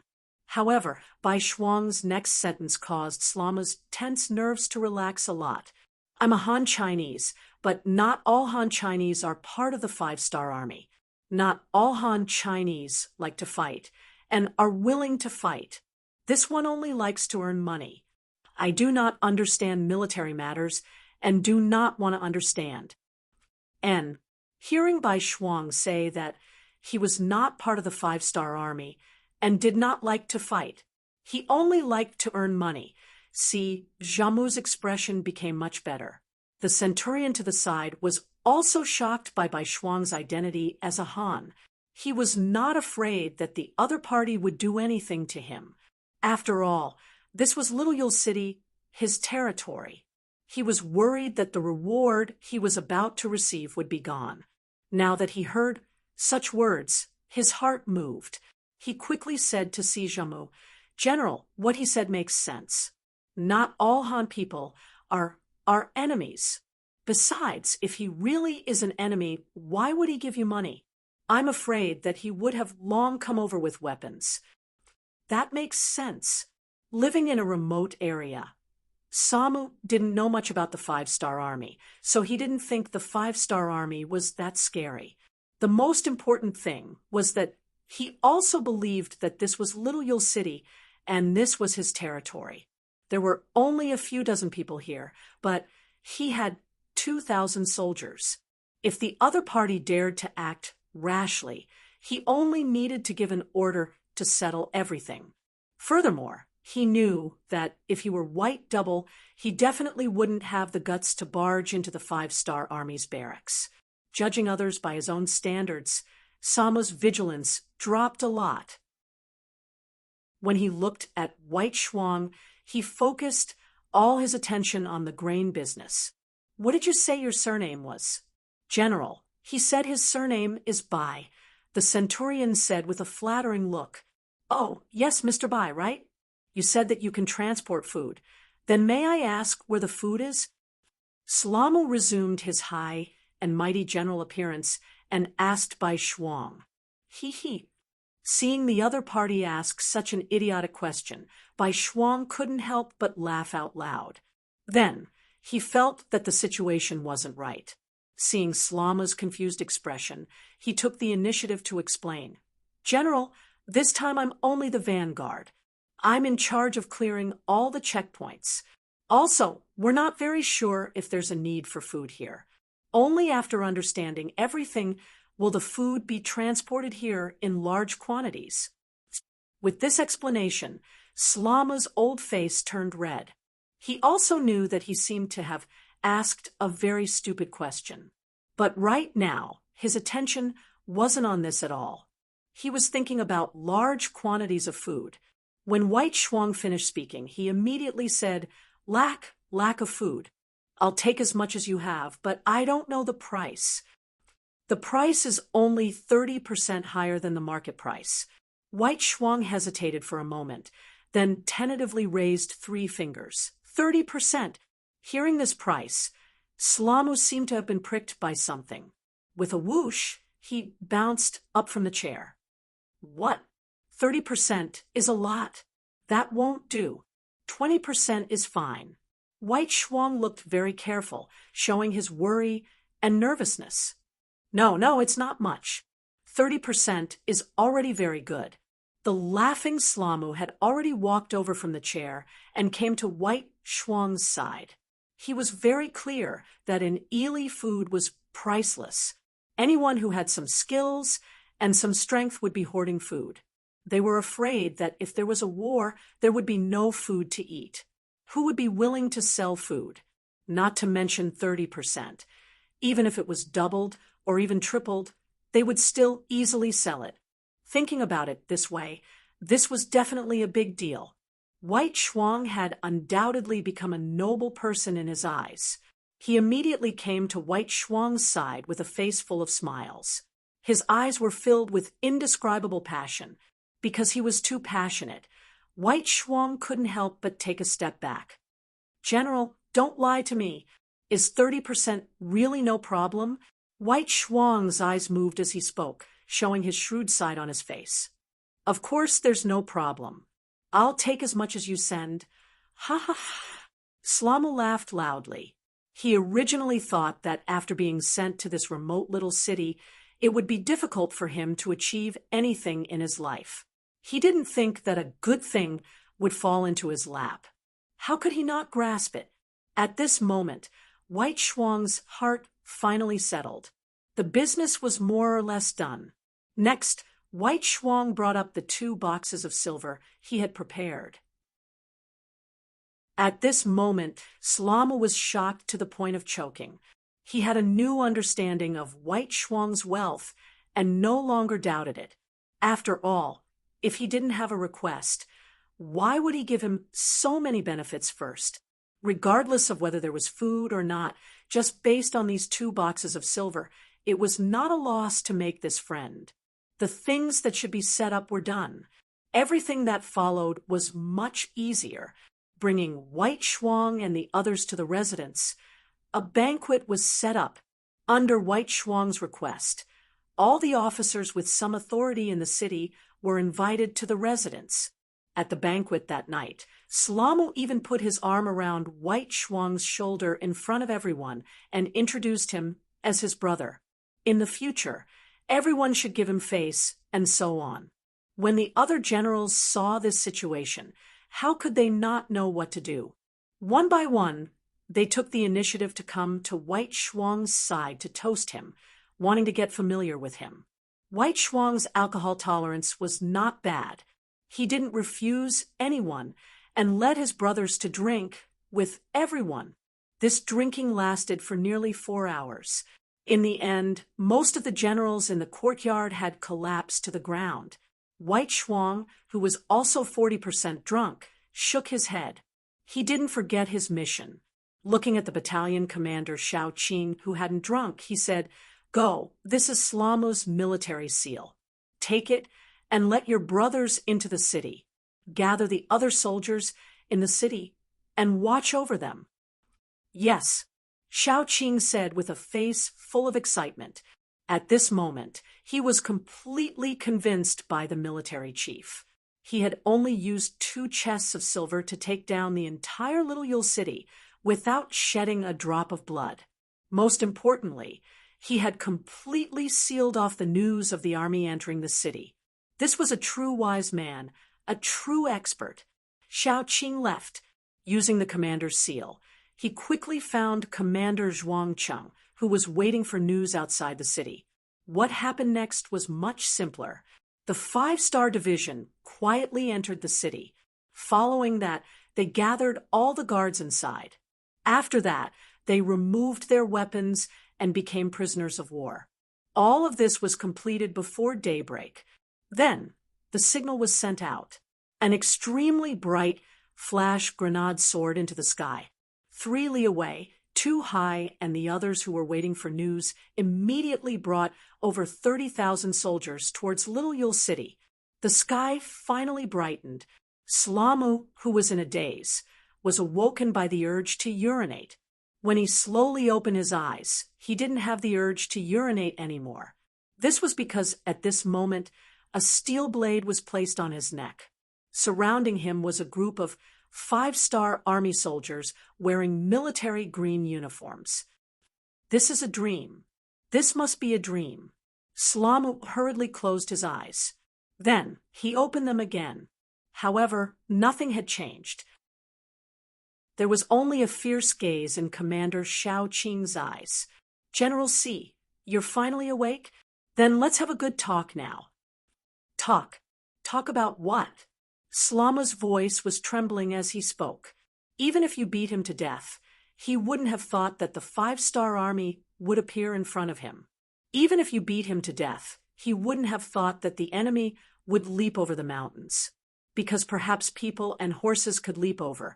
But what about the army's rations? How could he know that White Shuang didn't bring any rations over? He only had the soldiers carry rations for 5 days. This was because he believed that as long as they came here, there would naturally be people who would give them rations. White Shuang, who had already grasped the situation, suddenly had a fierce look in his eyes. He knew that he should show Slama some power. Otherwise, he was afraid that this person wouldn't cooperate with him. Now that he had occupied the capital of Little Yule, there were 2 ways to enter the deeper regions of Ili Belly. The first was to head south to the capital of Big Yule. From there, he would enter the Tex River. And then to the north would be the Katimian Mountains, which would be to the south of the capital of Ili Belly. The other was to head north through the 3 cities of Nalatu, Telhala, and Kongisi, and across the Kongisi River. He would reach the capital of Ili Belly. Comparatively speaking, the latter path was more difficult to advance. However, the strength of the enemy would also be heavier. This was more in line with Yang Qindong's military plans. However, he didn't make the final choice. Everything would depend on the result of his discussion with Slamu. He believed that this person would definitely bring him a pleasant surprise. Chapter 1286. Facing Bai Shuang's murderous gaze, Slama's heart trembled. He had thought of something, and his thoughts came true. He heard Bai Shuang say coldly, "I can tell you now that I'm not a merchant. We're the 5-star army. We've crossed Tianshan Mountain to come here. This time, we're here to take your king's dog life. Trust me, it won't be long before this place becomes the territory of our 5-star army. All the soldiers here who oppose us will be killed or become captives who will never see the light of day. You're very lucky to be caught by us first. Now, you're still useful. As long as you're willing to cooperate with us, I promise you'll live a good life. Of course, you can choose not to cooperate. However, I know you, but the blade in my hand doesn't. Please make your choice." As he spoke, he intentionally waved the blade in his hand. The sharp blade flashed in front of Slamu, scaring him out of his wits. Speaking of which, no one wasn't afraid of death. Especially Slamu, who was used to being a general. He could treat other people's lives like grass, but he couldn't do that to himself. In addition, he had been marginalized for many years. He had a lot of complaints against the upper echelons, so he wasn't loyal at all. Now, in order to survive, he didn't have any psychological pressure. He already had the thought of surrendering, but he still wanted to fight for more benefits. After Slama's eyes looked around, he looked at Bai Shuang, who was waiting for an answer, and said, "How can I believe you? How can the glory and wealth you speak of be fulfilled?" Even at this time, Slama was still thinking about how to obtain more benefits for himself. In the eyes of these people, there was no such thing as a nation, a country, or dignity. They only cared about their own benefits. If these people were in the 5-star army, needless to say, once they were discovered, they wouldn't be put in an important position. They might even be kicked out of the army at any time and sent to be punished. Bai Shuang looked down on these people. His tone wasn't polite. "Slamu, you're now our prisoner. Do you think you still have the right to talk about conditions? You can only choose to believe us now. Otherwise, we'll cut you in half right now and hang you on the city wall to let you have a taste of the wind and rain." "No, I'll cooperate with you. I'll completely cooperate with you. I just hope you keep your promise." When Slamu heard these ruthless words and saw Bai Shuang's unfriendly gaze, he immediately replied with a face full of fear. Bai Shuang was very satisfied with just a scare, and Slamu was convinced. In order to make the other party cooperate with him better, White Shuang also intentionally retracted his killing intent and a smile appeared on his face. "That's the way, right? Don't worry. Our 5-star army are very friendly to our friends. You can also go and scare them a little. As long as our 5-star army occupies a place, most of the local generals will be responsible for the security work.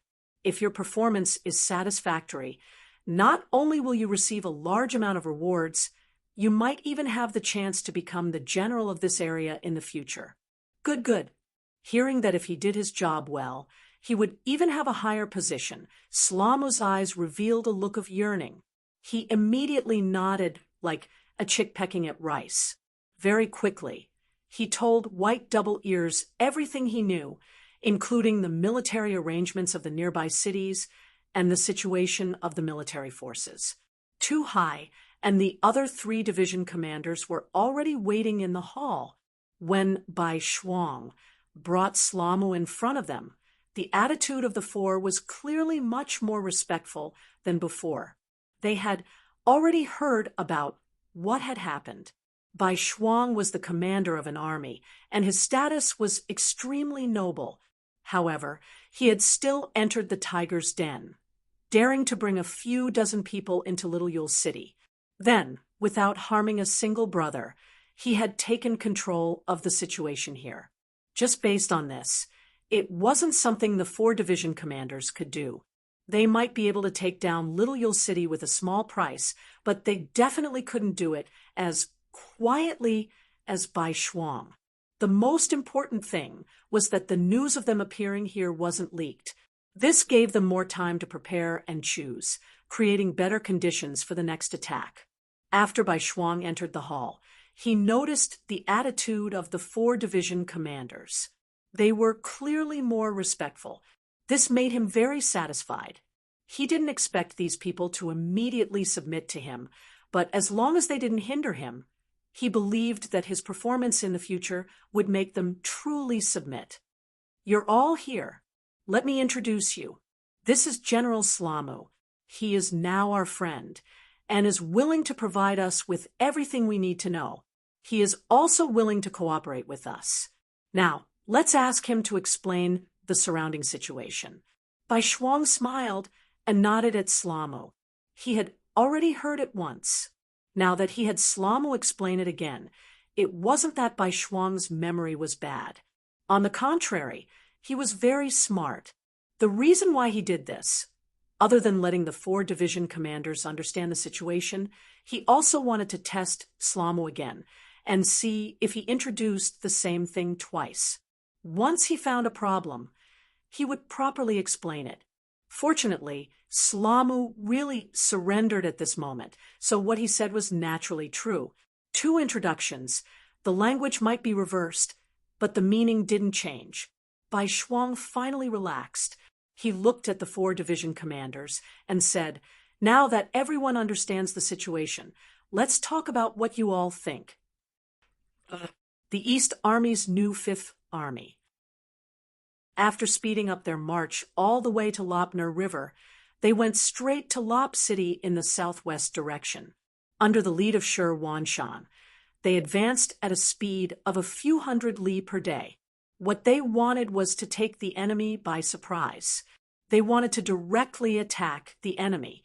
According to Yang Qindong's request, they moved unhindered in the Yarqiang Kingdom so that they didn't have time and energy to deal with the Turpan Kingdom. The 5-star army's main force would be able to take over the Turpan Kingdom. The new army also bypassed Khaleesi City and came to the Iron Gate Pass behind it, cutting off the retreat of the Turpan Kingdom's army, making it a completely isolated city. It also forced Harden Barter to send reinforcements. The strategy of encircling and attacking reinforcements has been formed. In the Turpan Kingdom, when all kinds of information were gathered through the radio, Yang Qindong was naturally very satisfied after reading it. It can be said that the performance of the 3 armies was better than he expected. They didn't care about the gains and losses of a city and only wanted to destroy the enemy's strength. This kind of strategic thinking was very advanced. He believed that when the enemy reacted, it would be too late for them to regret it. For now, let these 3 monkeys continue to cause trouble. When the time is right, it will be time for him to lead the army to battle. At this time, Yang Chendong's mood was very good. Beta Persei noticed this and hurriedly came over. Young master, you also have to take care of your body. Don't always be like this. If you have work, you can give it to others. Knowing that Beta Persei was concerned about him, Yang Chendong had a smile on his face. How could he not want to rest?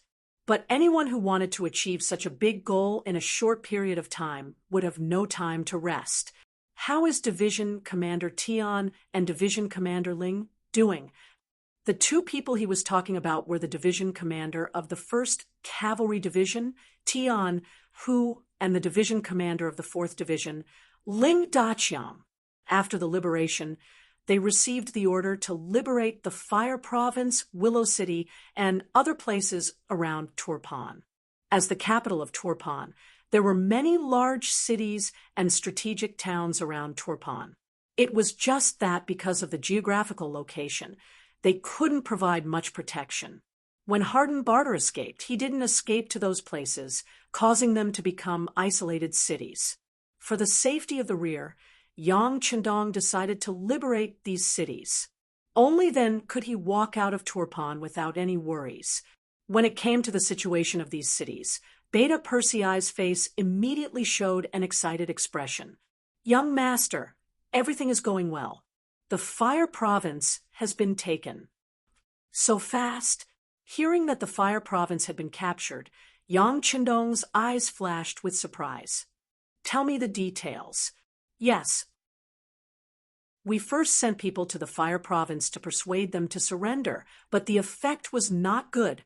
Although they didn't kill people because of the strength of our 5-star army, they threw the emissary out of the city, which angered the 2 division commanders. They divided the work, and the 4th Division blasted open the west gate of the Fire Province city with a few cannons.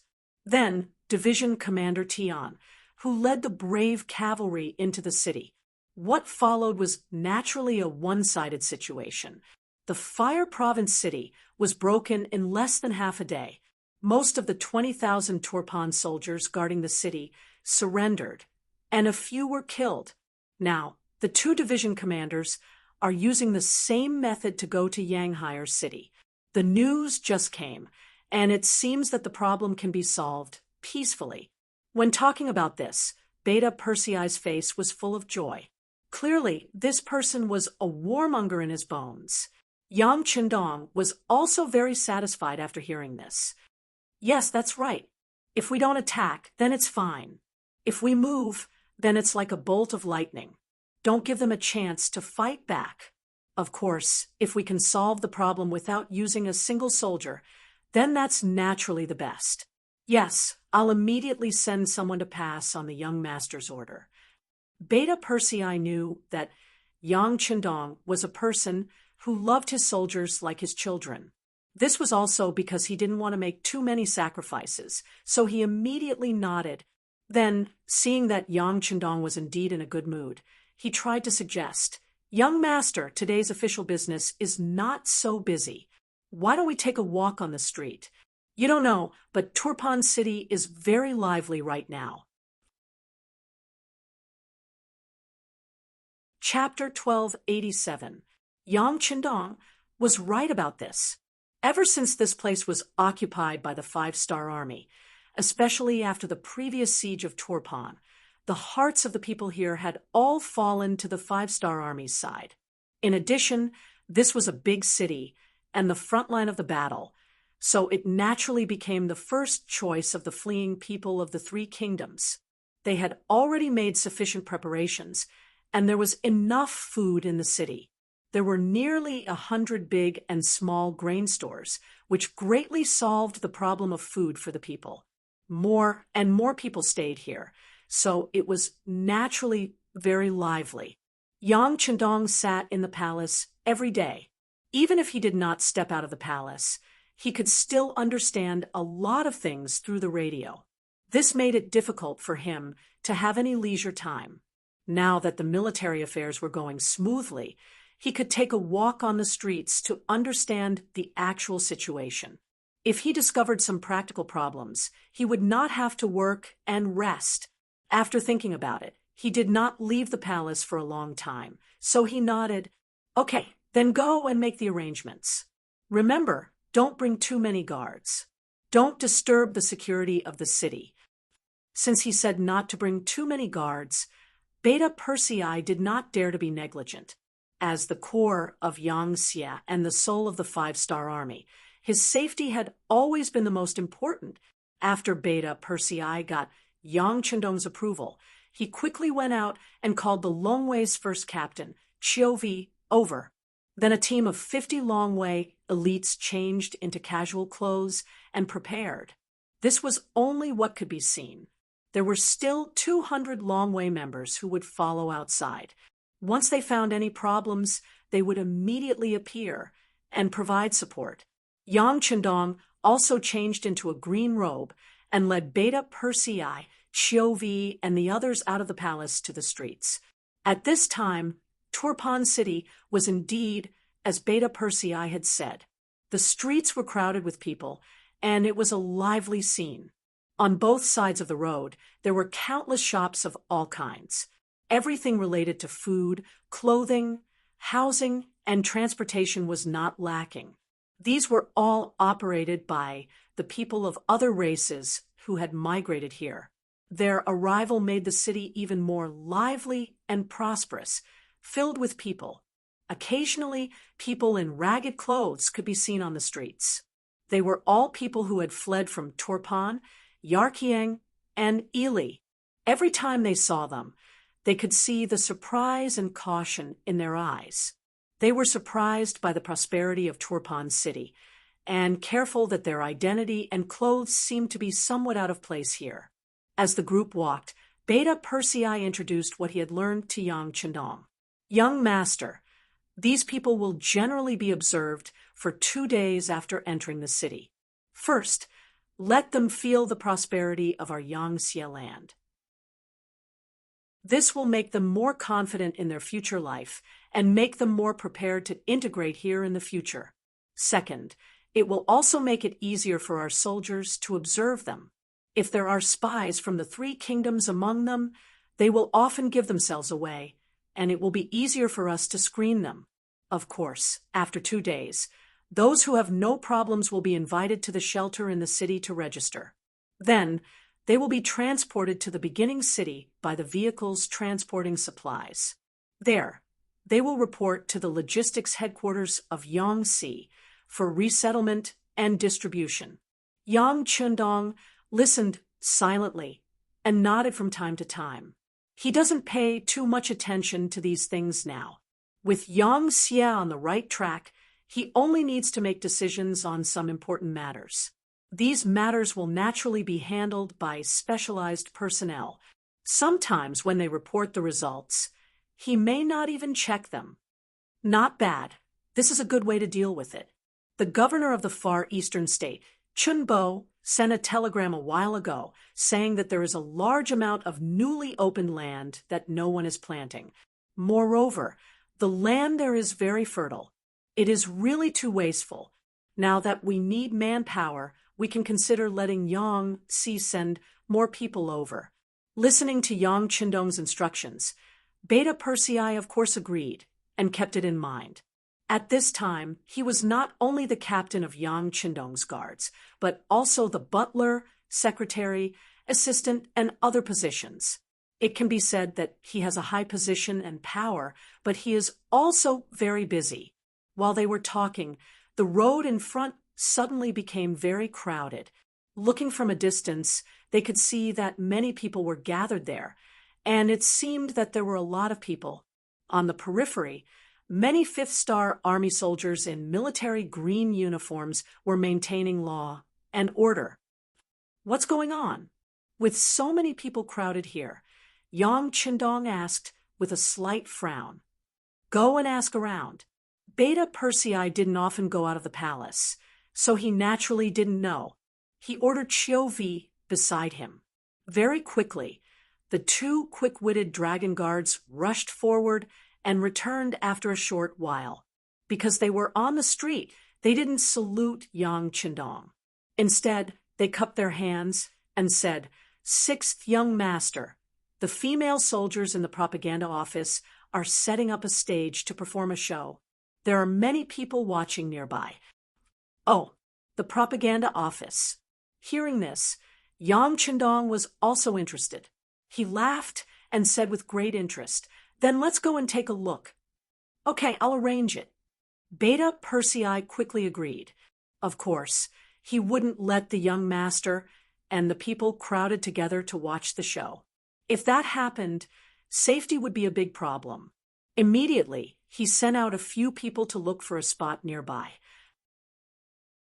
He had heard that as long as there was a performance, there would be good observation points in the nearby restaurants. Usually, these places would be occupied by the soldiers of the Five-Star Army in advance to prevent people from causing trouble and causing problems in terms of safety. Not long after the Long Way left, they came back to report that they had found the third floor of a restaurant. The location was excellent, and the view was excellent. The Fifth-Star Army soldiers who were responsible for observing there had already withdrawn. They were only waiting for Yang Qindong to go. "Let's go." Yang Qindong also knew that with his current status, it was really not suitable for him to mingle with the people. At least, it was not possible in Turpan City, where the situation was not completely stable. So he nodded and let the Long Way lead him to a nearby restaurant. The third floor was high and looked down from above. It was the big stage of the propaganda office. From here, he could overlook everything. There were originally a few tables on the third floor, but they were completely empty at this moment. The table with the best view had a fruit plate placed on it. Yang Qindong naturally sat at the head of the table. He looked around and saw that the soldiers of the propaganda office were performing. There were many female soldiers among them, and all of them were young and beautiful. Their presence made the show even more attractive. Not long after Yang Qindong sat down, footsteps came from the stairs of the third floor, followed by soft greetings. Yang Qindong's ears were extraordinary, so he naturally heard it clearly. Everyone was calling the 8th vice captain. Needless to say, it must be Ba Daojiang, the vice captain of the Long Way 1st Brigade. It was Ba Daojiang. He was off duty today. He had just heard that Yang Qindong came out of the palace and came to the street, so he quickly rushed over. As soon as he entered the third floor and saw Yang Qindong sitting there, he immediately gave a standard military salute. "Okay, you're not wearing your military uniform, so there's no need to salute." Yang Qindong looked at Ba Daojiang with a satisfied gaze and nodded gently. Although Ba Daojiang was not the first person to follow Yang Qindong, he was an old man who had been here before the origin city was built. He had always been good and was responsible for Yang Qindong's safety. He had never neglected his duties. Yang Qindong's attitude towards such a person was naturally much more casual. Yang Qindong's tone was so casual. When Captain Xiuvi heard it, he chuckled and then took the opportunity to tease him. "What's wrong, Vice Captain? You're here to escort the publicity department when you're on vacation. This is almost your second home. Is something good going to happen soon?" The burly Ba Daojiang suddenly blushed at this time, which was rare for him. He threw a look at Xiuvi, telling him to shut up. Although Ba Daojiang was the vice captain, he had a very good relationship with Captain Xiuvi. The two of them had gone through countless dangers and life-and-death situations together. Their relationship was not any worse than that of brothers. It was precisely because of this that some of his words could be said to be heard clearly by Xiuvi. That was why he could make fun of him. Hearing this, Beta Persei and the Long Way could not help but laugh. Only Yang Qindong looked confused. "What are you talking about?" When Yang Qindong asked, the people below naturally did not dare to not answer. Beta Persei then whispered in front of him, "Young master, the situation is like this. Ba Daojiang has fallen in love with the publicity department's director, Shui Qing. At this time, he is stepping up his attack on the city." Oh, Yang Qindong, who heard the news, nodded as if he suddenly realized something. He was really too busy, so he naturally did not pay too much attention to the matters of the soldiers around him. However, Yang Qindong knew about Shui Qing. She was considered an old member of the publicity department and was also one of the subordinates that the 6th Madame Wan Xiaoyu valued. He had some impression of this person.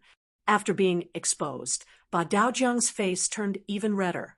At this moment, he lowered his head, losing his usual vigor. Seeing this, Yang Qindong laughed. "Men should get married when they are of age. What's there to be embarrassed about? I just don't know how your progress is. Don't embarrass Long Wei." Even Yang Qindong began to make fun of him. The Long Wei could not help but laugh. Ba Daojiang, whose face was even redder, stretched his neck and said, "6th young master, Shui Qing has a good impression of me, but she said that she is too busy with work now, so she wants to wait a while before discussing the marriage." Obviously, Ba Daojiang was afraid that others would look down on him, so he directly admitted it. "Oh, then there's no problem. Not bad." Hearing this answer, Yang Qindong knew that this was a matter of mutual consent. He thought that since he had nothing to do, he might as well be the matchmaker for another month. He nodded slowly and said, "We have always been very busy with work and will only get busier in the future. How can we have time to rest? How about this? You call Shui Qing over. I will ask her. If there is no problem with her, I will make the decision for your marriage." Chapter 1288. Yang Qindong knew that there would be a huge war coming up, and there would be no time left.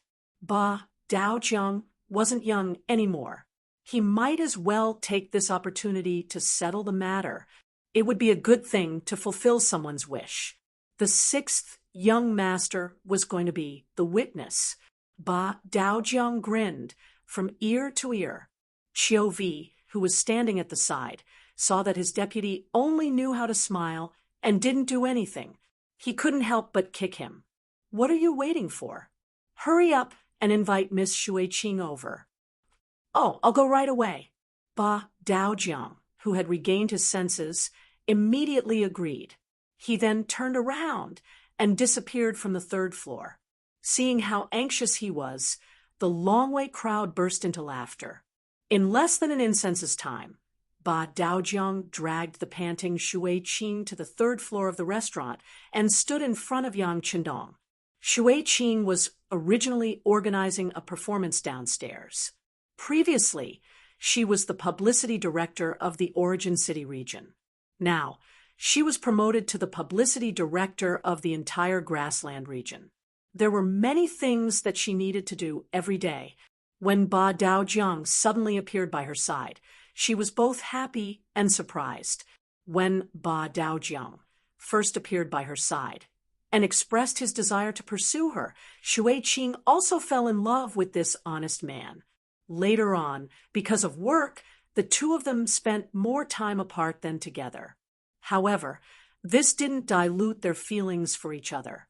Instead, it made them feel like they were newlyweds every time they met. Later on, when the two of them were talking about marriage, Ba Daojiang even said that he would find a chance to report this matter to the 6th young master and invite him to be the witness. Regarding this matter, Shui Qing only listened to it for a while. What kind of person was the 6th young master? How many things did he have to do every day? How would he have the time to deal with these small matters? Although Ba Daojiang was the vice captain of the Black Cavalry 1st Platoon and could be considered one of Yang Qindong's men, she didn't have any illusions. She didn't expect that Ba Daojiang would suddenly appear just now. Shui Qing thought that he missed her again. Just when she was overjoyed, but because she was too busy with work, Ba Daojiang suddenly grabbed her hand. Then, the two of them ran out in front of all the people backstage of the publicity department. Although Xu Weiqing had long acknowledged her relationship with Ba Daojiang and thought that she was his woman for the rest of her life. However, the wedding banquet had not been held yet, and the two of them were still scrupulously abiding by their identities. They had never had any physical intimacy. Now that her hand was grabbed in front of everyone, she blushed. When she finally reacted, her expression became even better. At the same time, she blamed Ba Daojiang and asked him to let go of her hand and let her go. All right, let's not worry about other things at this time. The sixth young master is waiting for us upstairs. Let's go. Ba Daojiang knew what Xu Weiqing was thinking. Women were always shy. However, he really didn't have time to wait. Who knew if there would be some urgent matter that would call the sixth young master back? If that was the case, he would miss a great opportunity. Just now, the platoon leader took the opportunity to tell the sixth young master about him. This kind of opportunity was hard to come by. Holding Xu Weiqing's hand, he jogged all the way to the third floor of the restaurant and stood in front of Yang Qindong. When she saw Yang Qindong with her own eyes, Xu Weiqing's heart, which was already racing from jogging all the way, started to beat even faster. The current Yang Qindong was like a god in the eyes of the Yangxie people and the five-star army. Especially after the publicity department had been instructed to deliberately create a cult of personality, his reputation had spread at a rapid pace. As the most important middle-level cadre in the publicity department, Xu Weiqing naturally regarded Yang Qindong as a god. Now that she was able to get close to the god in her heart, Xu Weiqing was very excited. You must be Xu Weiqing. Not bad. He looked at Xu Weiqing and found that this girl had a great temperament, especially when she was wearing the lieutenant colonel uniform. It made her look even more valiant and full of an indescribable heroic spirit. This girl was quite compatible with a burly man like Ba Daojiang. A single word of praise made Xu Weiqing's face blossom into a smile, like a lotus flower emerging from the water. Her face carried a brilliant, yet somewhat bashful smile. Thank you for the king's praise. With Xu Weiqing's status, she could only call Yang Qindong king. She couldn't casually call him king. No problem, Director Xu Weiqing. You can call me sixth young master like Ba Daojiang. Yang Qindong smiled and said with a warm voice. In order to make Xu Weiqing feel less restrained, Yang Qindong smiled and asked about work. He knew that when interacting with people, he had to start with the areas that they were most familiar with. This way, he could quickly eliminate the barriers between them. As expected, when it came to reporting work, Xu Weiqing became less shy and more shrewd and capable. Yes, sixth young master. Under the guidance of Logistics Commander Yang, our publicity department just carried out an expansion of recruitment. To be honest, there are many girls who are good at singing and dancing in the grasslands. We went through a serious selection process. After the political investigation department participated in the selection process, we recruited a total of 1,200 new members. Now, they have been divided into 12 publicity teams and have begun to perform in various places. The performance team on the streets of Turpan City today is one of them. They are currently performing the defense of Turpan City not long ago. We used the Turpan brothers, Tumu, as the model and added some exaggerated techniques to create this performance. Listening to Xu Weiqing's report, Yang Qindong was also interested. He knew about Tumu. This person was a local of Turpan City. At first, he wanted to earn money, so he joined the defense of Turpan City.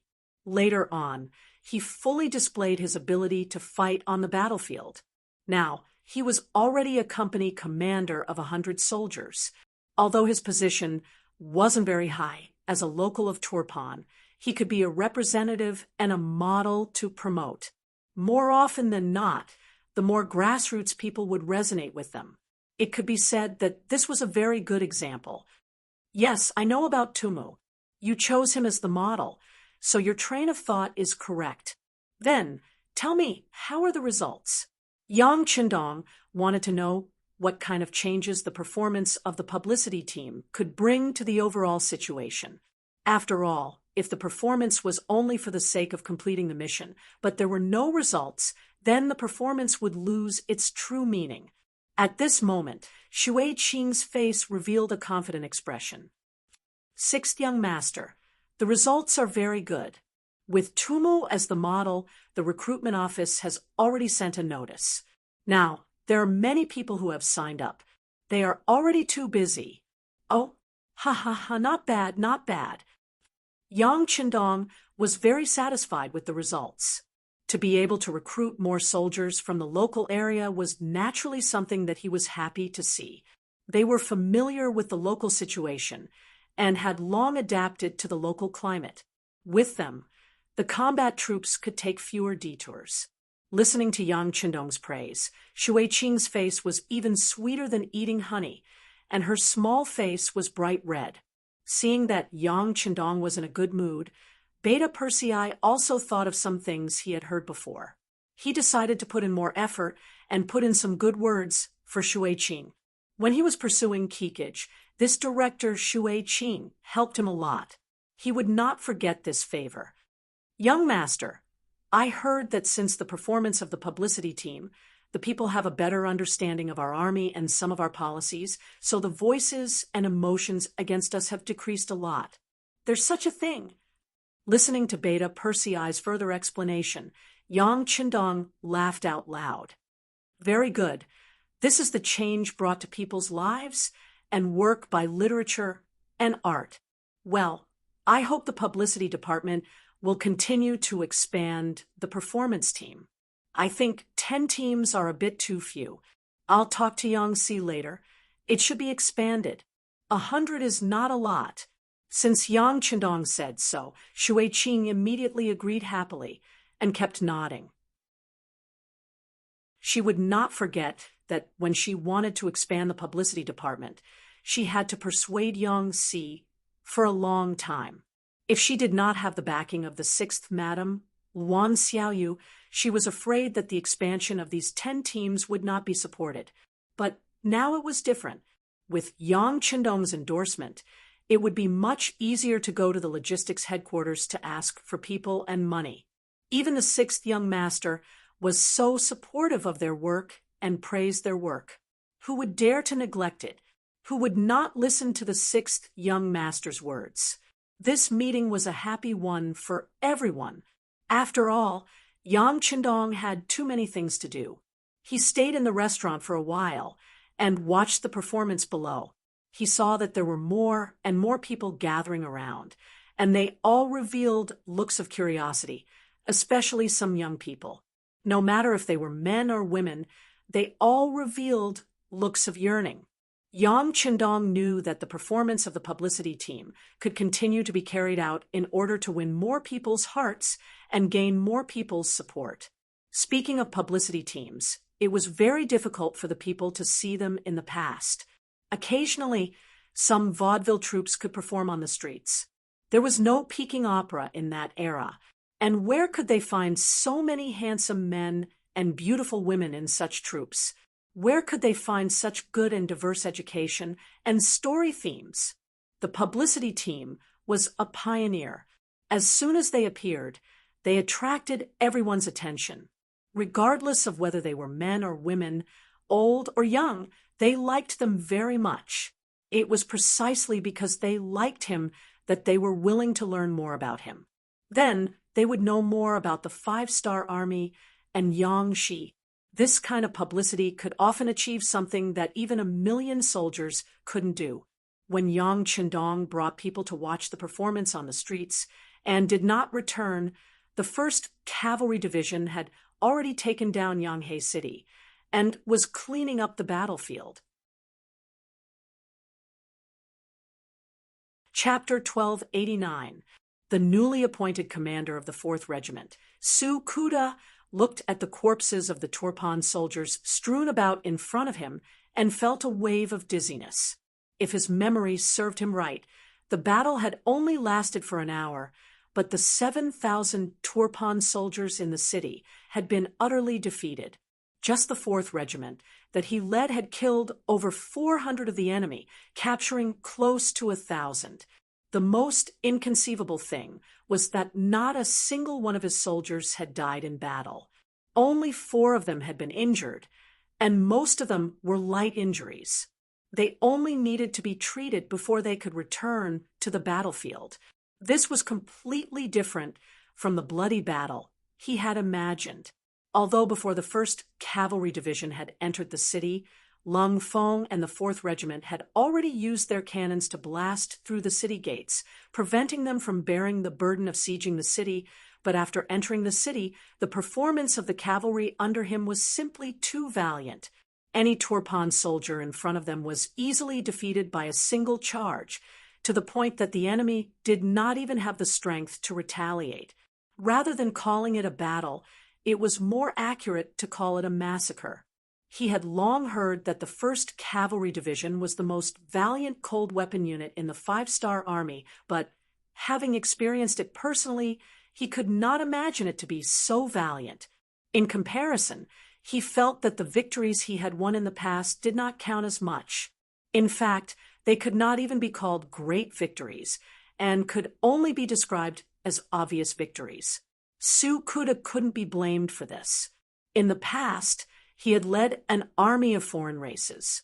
Although there were some soldiers with good physical fitness, they didn't have much organization. It was difficult for them to coordinate well in battle. Yang Qindong also didn't give them more time to train. He simply let these soldiers search for experience on the battlefield. With the mentality of eliminating sand from the waves, this kind of army often didn't have much fewer casualties than the enemy. After spending so much time with such an army, it would be strange if he was not surprised to see the strength of the 1st Cavalry Division. While he was still in a daze, a cavalry unit came over from the side. The leader was the 5th Regiment commander, Gong Feng. As the 2 regiments were not far from each other, he had also noticed Su Kuda's performance. Gong Feng was curious about this regiment commander who had fallen from the position of commander and had his own opinions. Gong Feng believed that Su Kuda was only punished because he had done something wrong. He still had a bright future ahead of him. Otherwise, he wouldn't have been demoted to a regiment commander, but directly handed over to the Disciplinary Investigation Department. Besides, this was the position of the commander of the 1st Cavalry Division. In his opinion, the value of this position was no less than that of an ordinary division commander. In fact, it might even be better. Su Kuda wouldn't lose out much by coming here. Unlike them, this person would leave this place soon. After all, someone who was chosen by the 6th young master to be the commander of an army must have extraordinary ability in commanding an army. Since that was the case, there were only benefits and no disadvantages to befriending this person. Regiment Commander Su, the battlefield should be pretty much cleaned up, right? Using the opportunity when the team walked past the 4th Regiment, Gong Feng casually spoke. "Oh, it's Regiment Commander Gong. Is your 5th Regiment done?" Seeing that it was Gong Feng who was speaking to him, Su Kuda didn't dare to be negligent. He knew that other than himself, the other 4 regimental commanders were all very powerful. In terms of commanding ability, they weren't any worse than him. "And it's done. You can also hurry up here. In fact, cleaning up the battlefield this time is relatively simple. The Mongol army from that day has already arrived. Let them take over. Our 1st Cavalry Division needs to show our might on the battlefield. There's no need to be serious about cleaning up the battlefield," Gong Feng said with his experience. Then he nodded at Su Kuda and led the team away. Looking at Gong Feng's departing figure, Su Kuda thanked him. Gong Feng had come to give him advice. It seems that he would have to learn how to adapt in the future. Of course, he knew that he wouldn't be here for too long. This could be seen from the attitude of Division Commander Tian, who and the other regimental commanders towards him. They were very polite to him, to the point that they treated him as a guest and not one of their own. Sukuda naturally wouldn't think that he could integrate into the enemy's camp in such a short time. What he needed to do now was to use all the time he had to learn the strengths of the 1st Cavalry Division. One day, when he was leading an army by himself, he should have a big change and a better performance. After the Black Goat City was successfully broken through, the next target was Willow City. When the 4th Division of Long Feng once again moved the cannons to the city gates, unexpectedly, they actually surrendered. The 12,000 Turkmen soldiers in the city all came out of the city and surrendered. Obviously, whether it was the Fire Province or the Black Goat City, they all knew that the strength of the 5-star army in front of them wasn't something that they could stop. Rather than losing their lives in the end, it was better to surrender now and at least keep one life. Following the capture of Willow City, in the entire east of Turkmenistan, other than the ruined city near the Hanhai Sea, there were no other Turkmen forces. Even this city only had 2,000 soldiers. Any one of them would be able to take it down. After dealing with the security threat in the east, Yang Chendong also needed to consider sending troops to Turkmenistan. It was time to completely destroy the Turkmenistan forces. He had this plan a long time ago. Once the various forces were in place, Yang Chendong would personally lead the troops out of Turkmenistan and begin his conquest of the Ili region. It was also at this time that the 250,000 troops of the Kazakh and Aries dynasty arrived in the Ili region. Their appearance increased the confidence of the 3 Turkmenistan countries to go against the 5-star army. After leaving Turpan, Yang Chendong decided to fight his first battle at Sabashi City, another large city in Turpan that was heading south. Based on the Intel Department's intel, there were 15,000 Turkmen soldiers in Sabashi City. They had already made preparations to defend the city. There was enough grain in the city, and there were huge rocks, logs, and kerosene on the city walls. They were just waiting for the 5-star army to arrive and teach them a lesson. The morale of an army depended on whether they won the battle or not. Let's put it this way.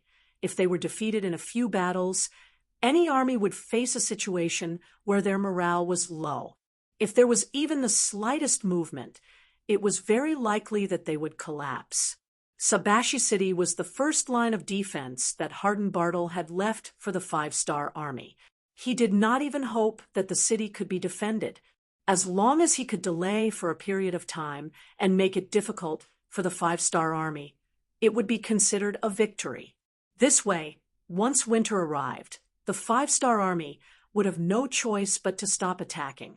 He wanted to see how long the 5-star army could stay here. In short, Hardenbartle was using the word holding back. He would not take the initiative to fight the 5-star army. He wanted to use the cities one by one to slow down the 5-star army's advance. Once the 5-star army's main force dared to go around these cities, he would find a way to cut off the enemy's logistical supply and force the enemy to retreat. Unlike the new army and the other 3 armies, the 5-star army's original goal was not to attack cities. Therefore, once they encountered a city that was difficult to attack, they only needed to go around it. As for the problem of the army's food, they could fight while looting. This was what people often said about using war to support war. Although they were both part of the 5-star army, Yang Chendong's main force could not do this. His goal was to capture cities and seize large amounts of territory.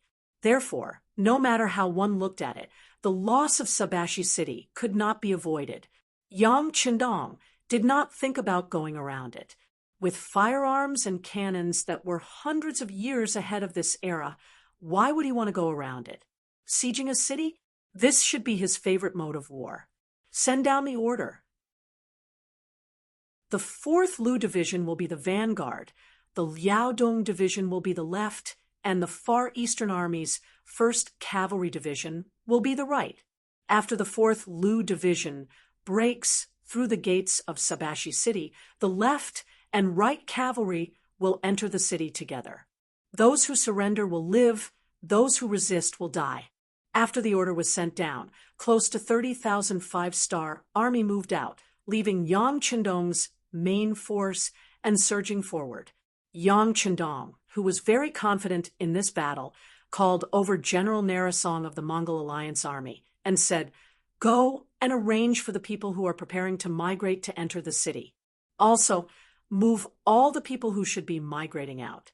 If there are people who are unwilling to leave their homes, forcefully take them away. If they resist, kill without mercy. Those who are not of my race will definitely have different intentions." Yang Qindong never had much patience for other factions and races. It was best if they agreed to surrender. As long as they listened to him, he did not mind giving them a better living environment. On the other hand, if they did not want to give him face, he would kill them all. He wanted to let others know that Bugnam of Gojoseon's temper was not so good. With the order given, the 5-star army quickly got busy. Following behind the main force, the Land Reform Committee also sent out a small team to follow the people who were preparing to move to Sabashi City. Yang Qindong's time was limited, and he would not waste too much time in Ili. He wanted to solve the problem here as quickly as possible. Previously, when the new army passed by this place, they chose to go around it. This made the Turpan soldiers heave a sigh of relief. This time, when they saw another batch of 5-star army appear here, they knew that it would be hard to avoid this battle. However, under the orders of the defending general, they were prepared for battle. At the same time, smoke signals were lit up on the city walls, sending out warning signals. Chapter 1290. The current situation of the Turpan army was extremely bad, to the point of being somewhat miserable. In their own territory, they couldn't even communicate with each other. The only way to contact each other was to use smoke signals to determine whether they were in danger or not. This naturally had a lot to do with the fact that the new army was attacking everywhere. They did not focus on attacking cities, but rather on reducing the enemy's strength. The new Third Army had regiments and even battalions as units. Once they found a Turpan army, they would appear from all directions to surround and annihilate them. As time passed, the Turpan army could only hole up in their cities, not daring to take half a step out. They did not even dare to leave their cities, nor did they have the communication devices of the 5-star army. Right now, they were like fat lambs in a pen, waiting to be slaughtered.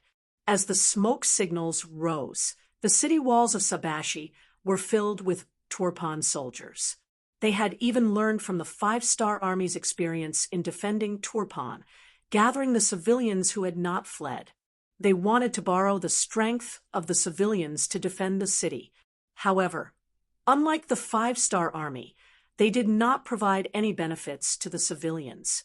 They were completely using the situation of grabbing able-bodied men to chase the civilians to the city walls. This method of using the civilians as cannon fodder naturally attracted the curses of the civilians. Tuashuan City wasn't a small city. It could be considered one of the most important cities in the Turpan kingdom.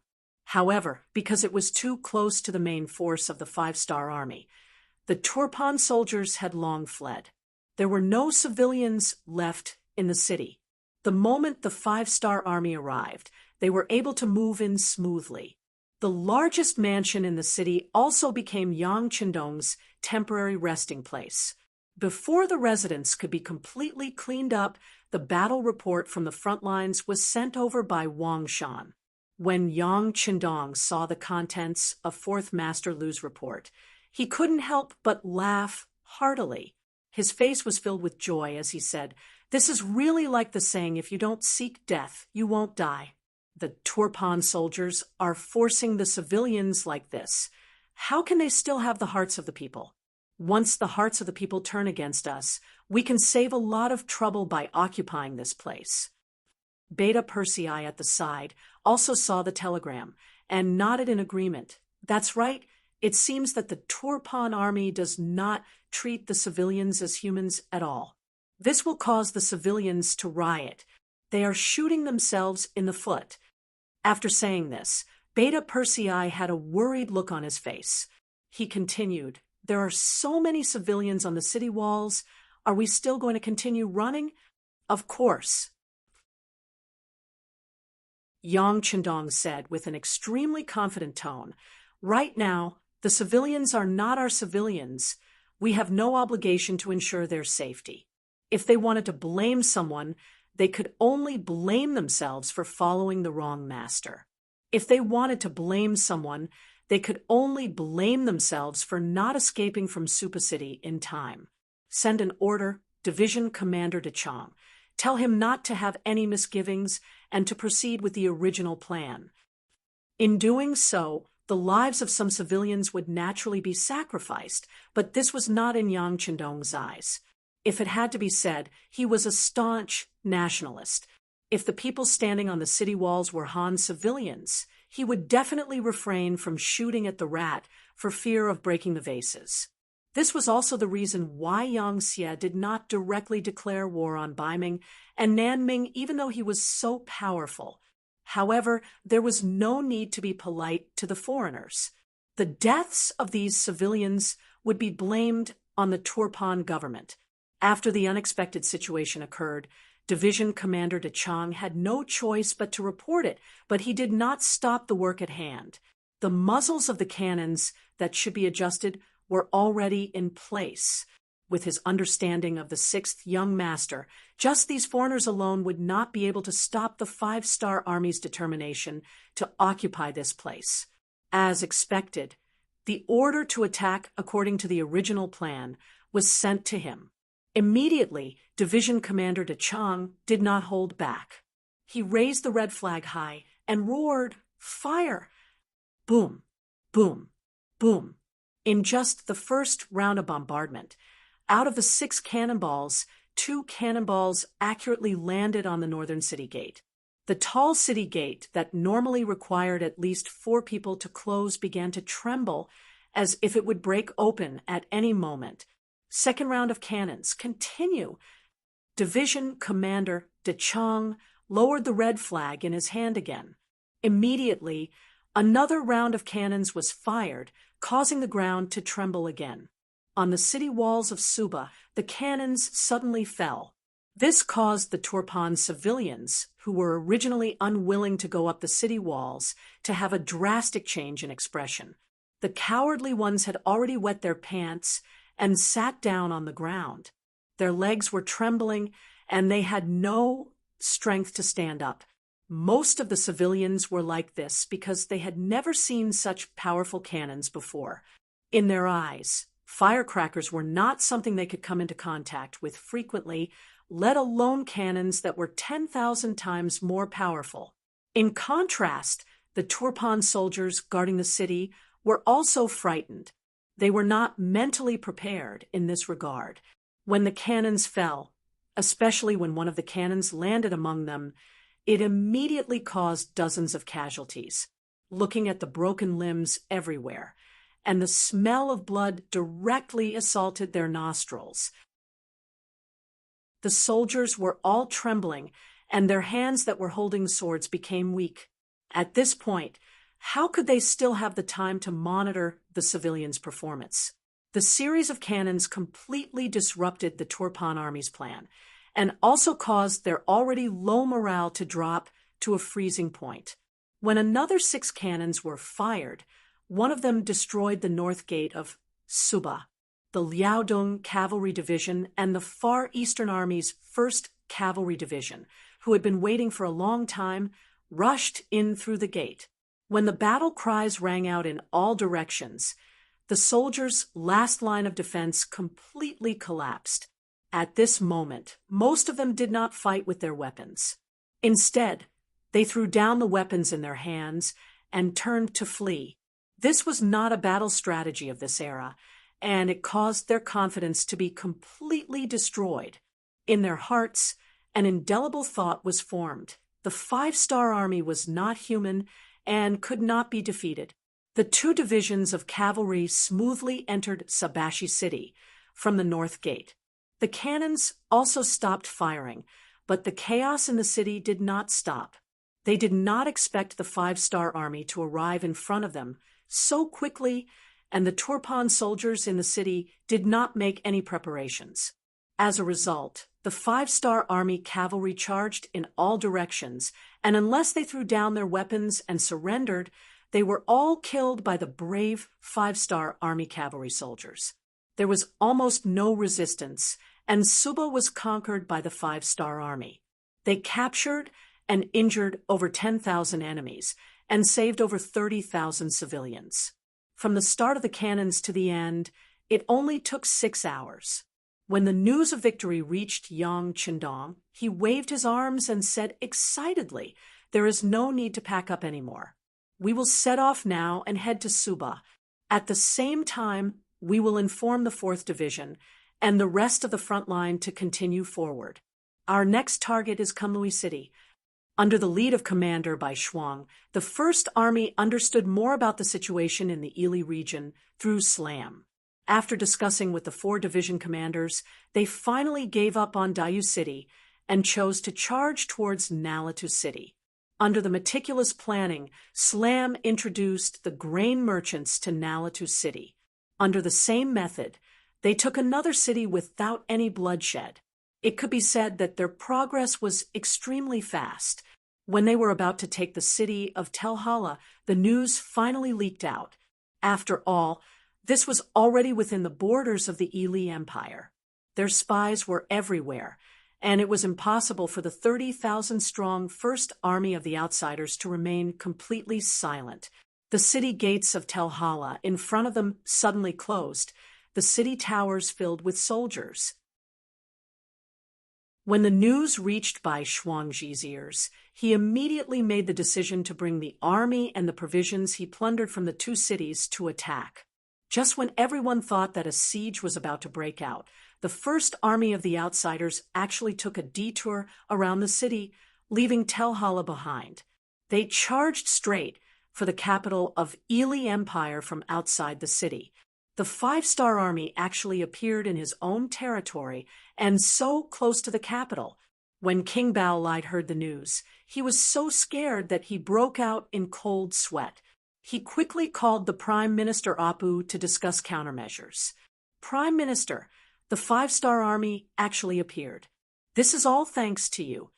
When Bao-Lide saw Apu, he held his hand tightly and spoke with a grateful expression on his face. Before, Apu had suggested that the five-star army didn't play by the rules when they fought. In order to prevent sneak attacks and sudden invasions, they should send out more scouts to keep an eye on the surrounding areas. Bao-Lide didn't agree with this request from the bottom of his heart. He didn't think it was necessary. No matter how powerful the five-star army wasn't there a heavenly mountain between them? Even if the army could come over, they wouldn't be able to transport the grain. Moreover, the five-star army still had the Turpan kingdom to deal with. What he should do now was to do his best to solve the problem in front of him and not go around looking for trouble with them. If this wasn't Prime Minister Apu's suggestion, King Bao-Lide would have directly refused. He didn't want to hurt the Prime Minister's feelings. So he reluctantly agreed and let the Prime Minister do as he saw fit. What he didn't expect was that it was all thanks to the scouts that he sent out. Otherwise, even if the five-star army was at his doorstep, he wouldn't know anything. Apu's expression was very heavy. He didn't look happy at all, because he discovered the five-star army ahead of time. In fact, this couldn't be considered as discovering the enemy ahead of time. They had already lost Little Yule City and Nalatu City. Their reaction was already half a beat too slow.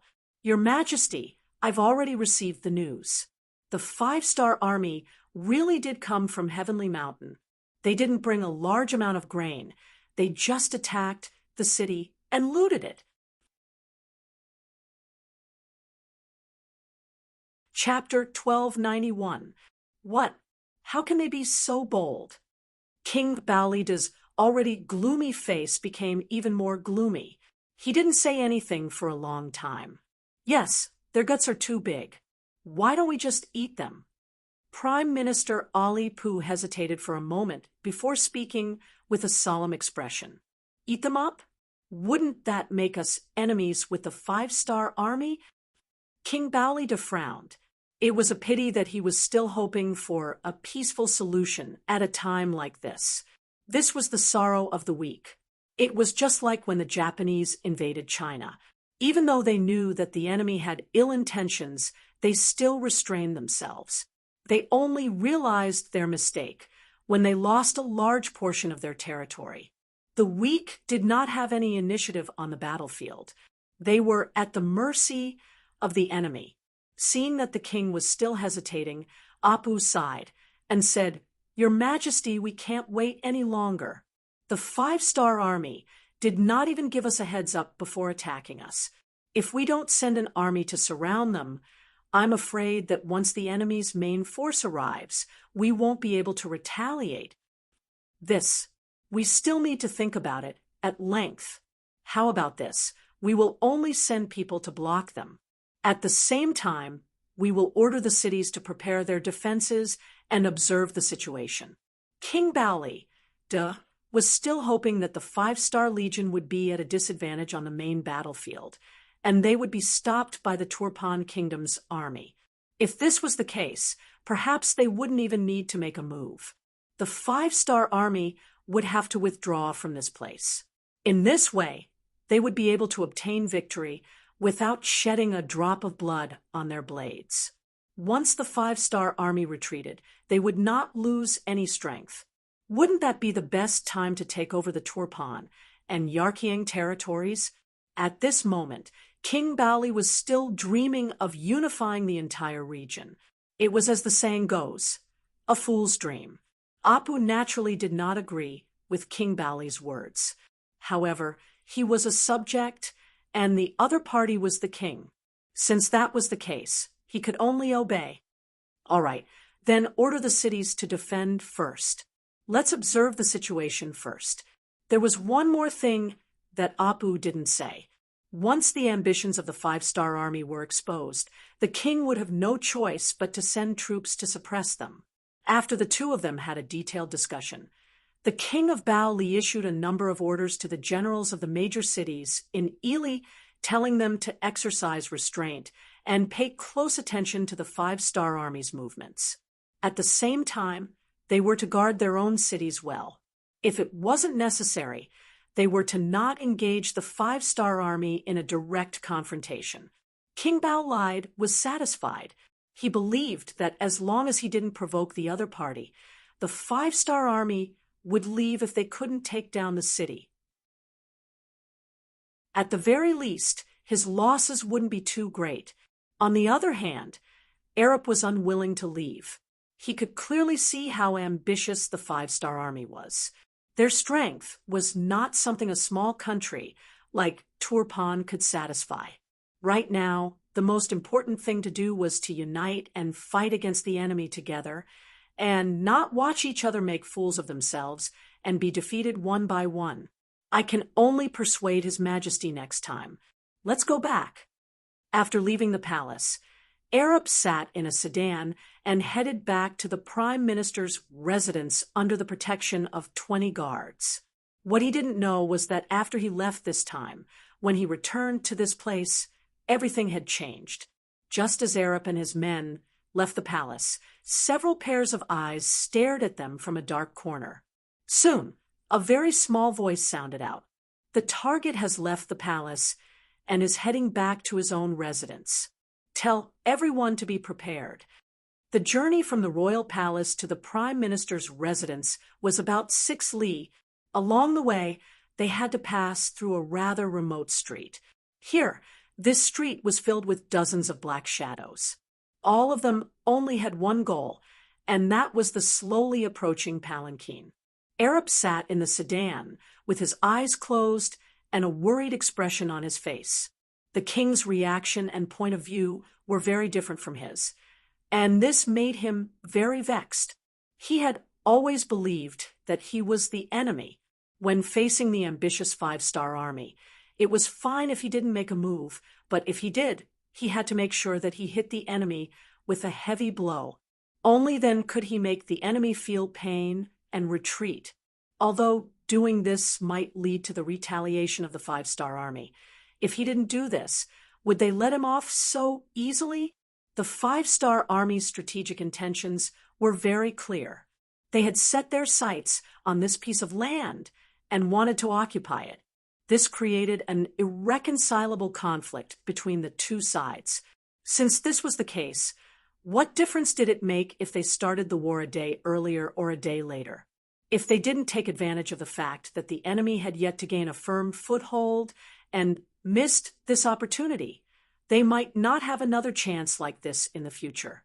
No, I have to persuade His Majesty in the future that he can't be soft on the five-star army. The enemy only has 30,000 cavalry. As long as he plans well, with the geographical advantage, it won't be difficult to mobilize 100,000 cavalry. At that time, with an absolute advantage in numbers, victory will be within reach.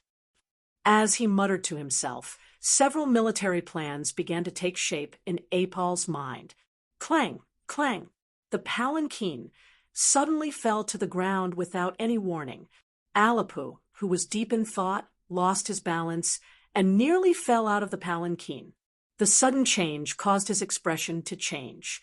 He immediately shouted angrily, "What's going on?"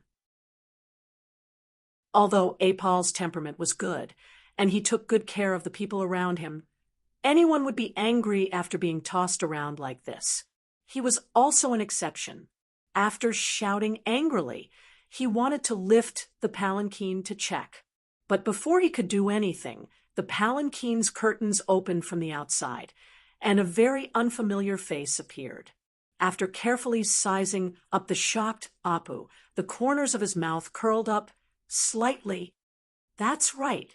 We can verify his identity now. Take him away." What did he mean by verifying his identity? Apol didn't quite understand, but he knew it wasn't anything good. When he thought of the fact that he was in the middle of the city and there should be soldiers patrolling around, he wanted to shout loudly to attract more people. But his actions were already under the eyes of the stranger. He saw an arm coming at him through the air, then his neck stiffened. His body fell to the side, and he lost consciousness. Just like that, Prime Minister Apol was taken away. More than an hour later, a group of patrolling soldiers passed by and saw the sedan. After confirming that it belonged to the Prime Minister, they immediately sent people to investigate.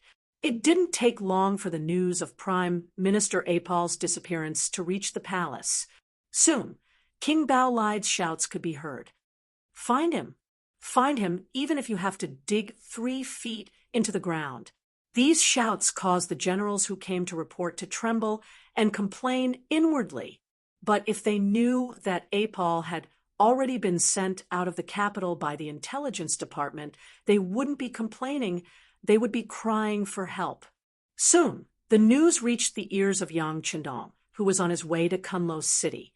His expression didn't change, and he said in a thick voice, "Understood, tell Chuisho to protect Apol's safety. This person is very useful." This matter was arranged by Yang Chendong. To be able to become a famous prime minister, there are many records in history. Such a person, Yang Chendong, has a lot of scruples in his heart. Of course, he wouldn't underestimate such an opponent. So he sent Chuisho to lead ninjas to carry out the kidnapping plan. The operation code was called needle extraction. Sure enough, they didn't disappoint. The ninjas who dared to fully submit to the prime minister were able to do such a thing without anyone noticing. After contacting the local situation team, They quickly made a targeted plan. A burst of poisonous smoke was scattered, and the whole operation didn't cause any commotion. Without Apal's protection, it was like a bird that lost a wing. The threat it posed was greatly reduced. This also created more opportunities for Bai Shuang's First Army's military plan. For example, after receiving the king's order, the cities of the Yili Empire were all in a state of self-defense. Their gates were tightly closed, and they looked like they were on the verge of death. But what they didn't know was that Shuangbai never intended to attack a city.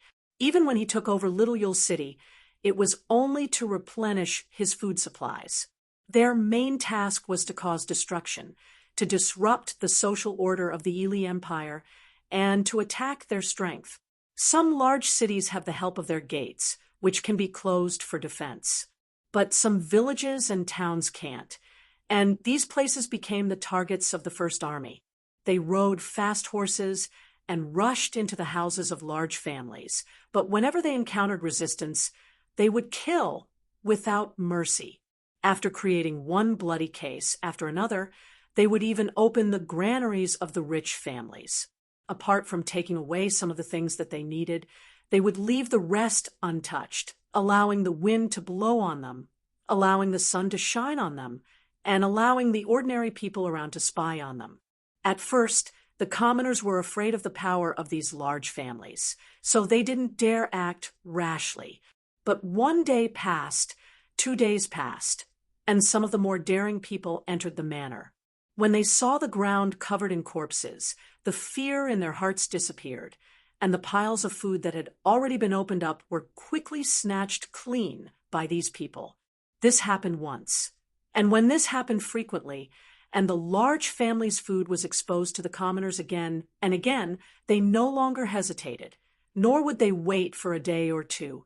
They only needed to see the 5-Star Army's cavalry leave, and then they would take action to snatch. The news that they could fill their stomachs quickly spread like the wind, to the extent that in some places before the 5-Star Army appeared, some of the more daring commoners gathered together and charged into the large families, killing people and giving out food, and in the end, shifting the blame to the 5-Star Army. Chapter 1292. To be able to store so much food at home in a year of famine, it wasn't an exaggeration to say that he was rich and heartless. If such a person died, then, so be it, there was nothing to feel pity about. As for shifting the blame to the 5-Star Army, Bai Shuang didn't really care. These people's actions had indirectly helped him, expanding the reputation of the 5-Star Army. So why not? Bai Shuang clearly remembered that his teacher Yang Qindong had said more than once that the existence of social class was the greatest restriction to the 5-Star Army, and Yang Xie. This was especially true for some of the nobles.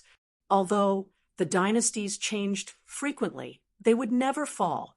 People like this, who only cared about their own interests and had no loyalty to the current dynasty, would often become new meritorious officials of a new dynasty. There was nothing wrong with killing such people who had no ruler, no country, and no father. Only by killing all of these people would the 5-Star Army have a better chance of conquering and controlling the land. Not only that, if they did it well, they would gain the support of the commoners. In comparison, the commoners were the ones who suffered the most. They had been oppressed by these nobles for who knew how many years. Some of them had been oppressed since their ancestors, so it was impossible for them to not be angry. The only reason why they didn't say anything was because they were too cowardly and didn't have enough strength. Since it was like this, the 5-Star Army could help them and be the leader. Reality proved that this was indeed quite effective. This was because in many places, especially the commoners who had been oppressed by the nobles, began to look forward to the arrival of the 5-Star Army. Some of the more far-sighted ones had already brought their travel expenses with them to find the 5-Star Army and join them. Their many years of life experience told them that only the 5-Star Army could save them. Only the 5-Star Army could help them change their lives. Bai Shuang fully understood his teacher Yang Qindong's philosophy and did as he was told. The result was that not only did the strength of the foreign race's First Army not decrease, it was instead continuously expanding.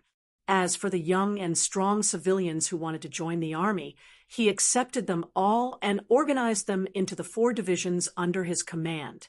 With the presence of these people, they would be more familiar with and understand the surrounding environment. Some of the following military battle plans would also be better supplemented and perfected. The effect was so good that Yang Qindong had never thought of it before.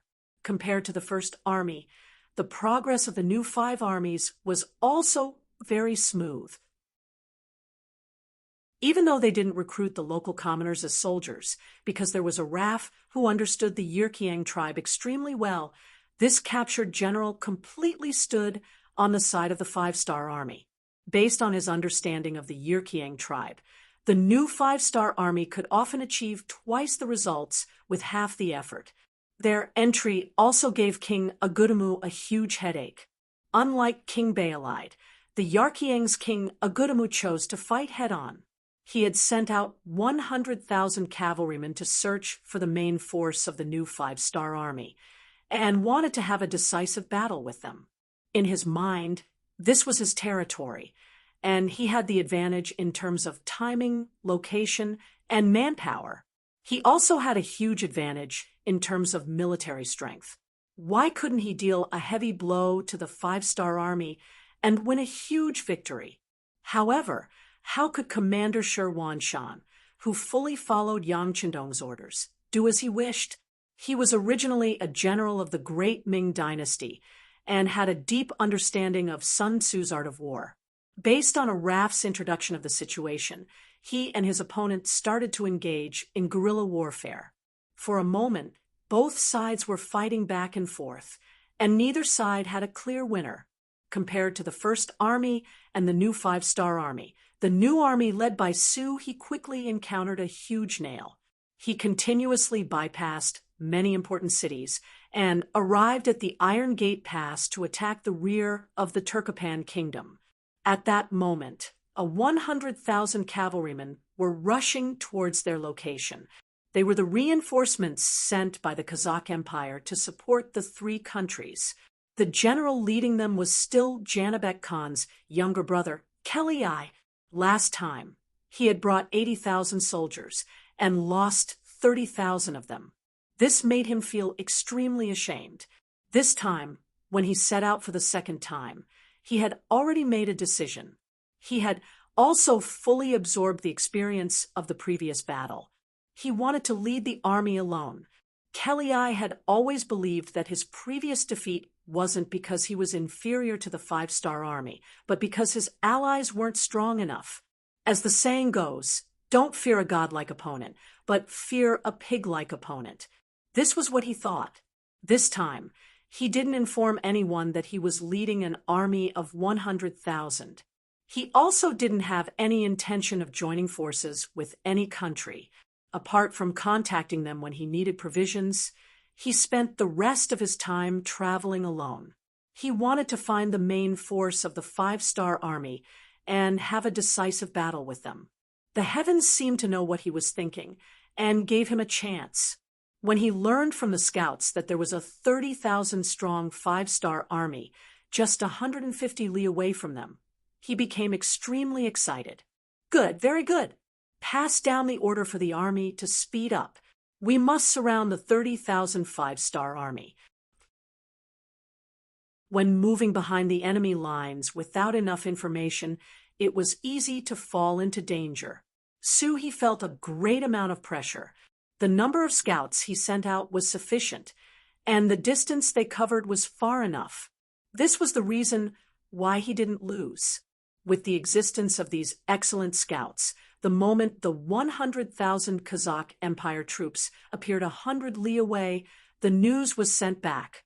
When he learned that the enemy had 100,000 cavalrymen, the first thing he did wasn't to run away, but to calm down and consider whether or not he could take down these 100,000 soldiers. 30,000 against 100,000, and he still wanted to take down the enemy. This was no different from a snake trying to swallow an elephant. In the eyes of others, this was overestimating one's capabilities. However, in the eyes of Su He and his new army, this really wasn't an impossible task. It was because of the 3 armies sent to attack the enemy's rear. His new army was the closest to Yang Qindong's main force, as well as the one with the highest chance of receiving assistance in the shortest amount of time. Send a report to the 6th young master. Tell him about the situation here. Tell him about our plans to take down the enemy and our battle plan. After just a stick of incense's time, He made his decision. He wanted to create a miracle. The messenger quickly left after receiving the order. He then said to the 4 division commanders at his side, "Inform the soldiers to rest here. We need to recover our strength in preparation for the great battle." When he saw how confident He was, the 4th Cavalry Division's Commander Chong Bo couldn't help but feel worried. "Military commander, will the king agree to our request?" These words attracted the attention of the other 3 division commanders. It was clear that this was also a question they were concerned about. However, He's expression didn't seem to care as he said, "If the 6th young master agrees, then we'll fight this battle well. If he doesn't agree, then we'll retreat. It's just a moment of rest." He's meaning was extremely clear. He wasn't sure if Yang Qindong would agree, so he made 2 preparations. Would Yang Qindong agree? When the telegram was sent, he didn't immediately give an answer. Instead, he stared at the telegram for a long time. The Kazakh Empire and the Aries dynasty had sent a total of 250,000 cavalrymen to aid the Middle Kingdom. He had already received the news from the intelligence department. Yang Qindong welcomed their troops because it gave him an excuse to invade the 2 countries. Just like when he entered the Ili region, didn't he also say that he wanted to take revenge? Even though the matter of Ili sending troops had happened a long time ago, this excuse was a bit forced. But even if it was an excuse, who cared if it was prudent or not? And now, these 2 countries had given him a legitimate reason. Of course, it couldn't be any better. However, it was still 250,000 cavalrymen after all. How could it be so easy to deal with them? Yang Qindong did not have enough preparation to deal with them, nor did he know what kind of environment and conditions to fight them. On the battlefield, opportunities were constantly changing. Many sudden events didn't give you time to prepare. Now, the opportunity had come. The new army wanted to fight 100,000 Kazakh cavalry. What he had to do was agree or disagree. If he agreed, then it was just a question of who to send as reinforcements. Yang Qindong wasn't so arrogant as to think that the new army could stop 100,000 Kazakh cavalry with only 30,000 people. But what if he sent some reinforcements? Come, call Tianhu and Ling Daqiang over. On the battlefield, the 1st Cavalry Division had no place to be used. They were only brought along to guard against sudden events. Now that the opportunity had appeared, it couldn't be better to send this army. As for the 4th Infantry Division, when sieging the city, they didn't need a division's strength. 1 regiment was enough. The remaining 3 regiments could also be sent to support the new army. In this way, even though their military strength wasn't as good as the enemy's, in terms of military strength, it wasn't wrong to say that they surpassed the enemy's. In particular, the 3 regiments of the Cold Front were fully equipped with firearms. Once they were sent out, they would definitely have an unexpected effect.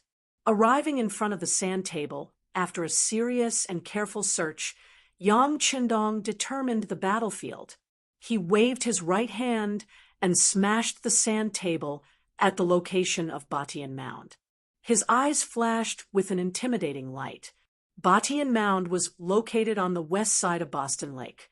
On both sides of the lake were tall mountains. It stretched for more than 20 kilometers and was a good place to set up an ambush. Choosing the battlefield here could achieve the effect of heavily injuring the 100,000 Kazakh cavalry.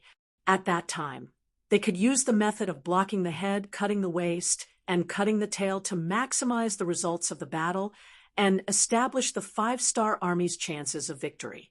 In order to achieve the best results, Yang Chendong decided to personally lead the troops into battle. The battle involved the 4th Infantry Division, the entire World Cavalry Division, and the entire new army. In order to fully display the advantages of these units and ensure that they cooperated well, Yang Chendong had to personally lead them. Very quickly, Tian Hu and Ling Daqiang came in front of Yang Chendong and told him his thoughts. As for the ambush location and the ambush of the Kazakh army, both Tian Hu and Ling Daqiang had no objections. They were clear that once the 100,000 Kazakh cavalry entered the battlefield, it could disrupt the military plans of the army and cause a lot of trouble. However, to achieve the effect of this ambush, and for the military plans to be completed smoothly, there was another point that couldn't be ignored. That was whether or not the Turpan army would send out their troops.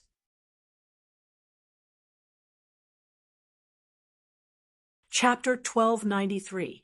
If the Turpan army were to send troops to assist the Kazakh army or to help them intercept the Kazakh army, then what they would have to face would not only be 100,000 enemy cavalry, but even more.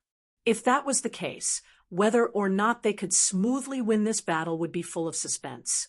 When the two division commanders raised their concerns, Yang Chendong confidently waved his hand. No, that won't happen. Kelly is a very conceited person. Last time he lost to us, so he won't accept it. This time, he has the opportunity to fight with us alone, so he won't lightly ask for help from the Turpan army.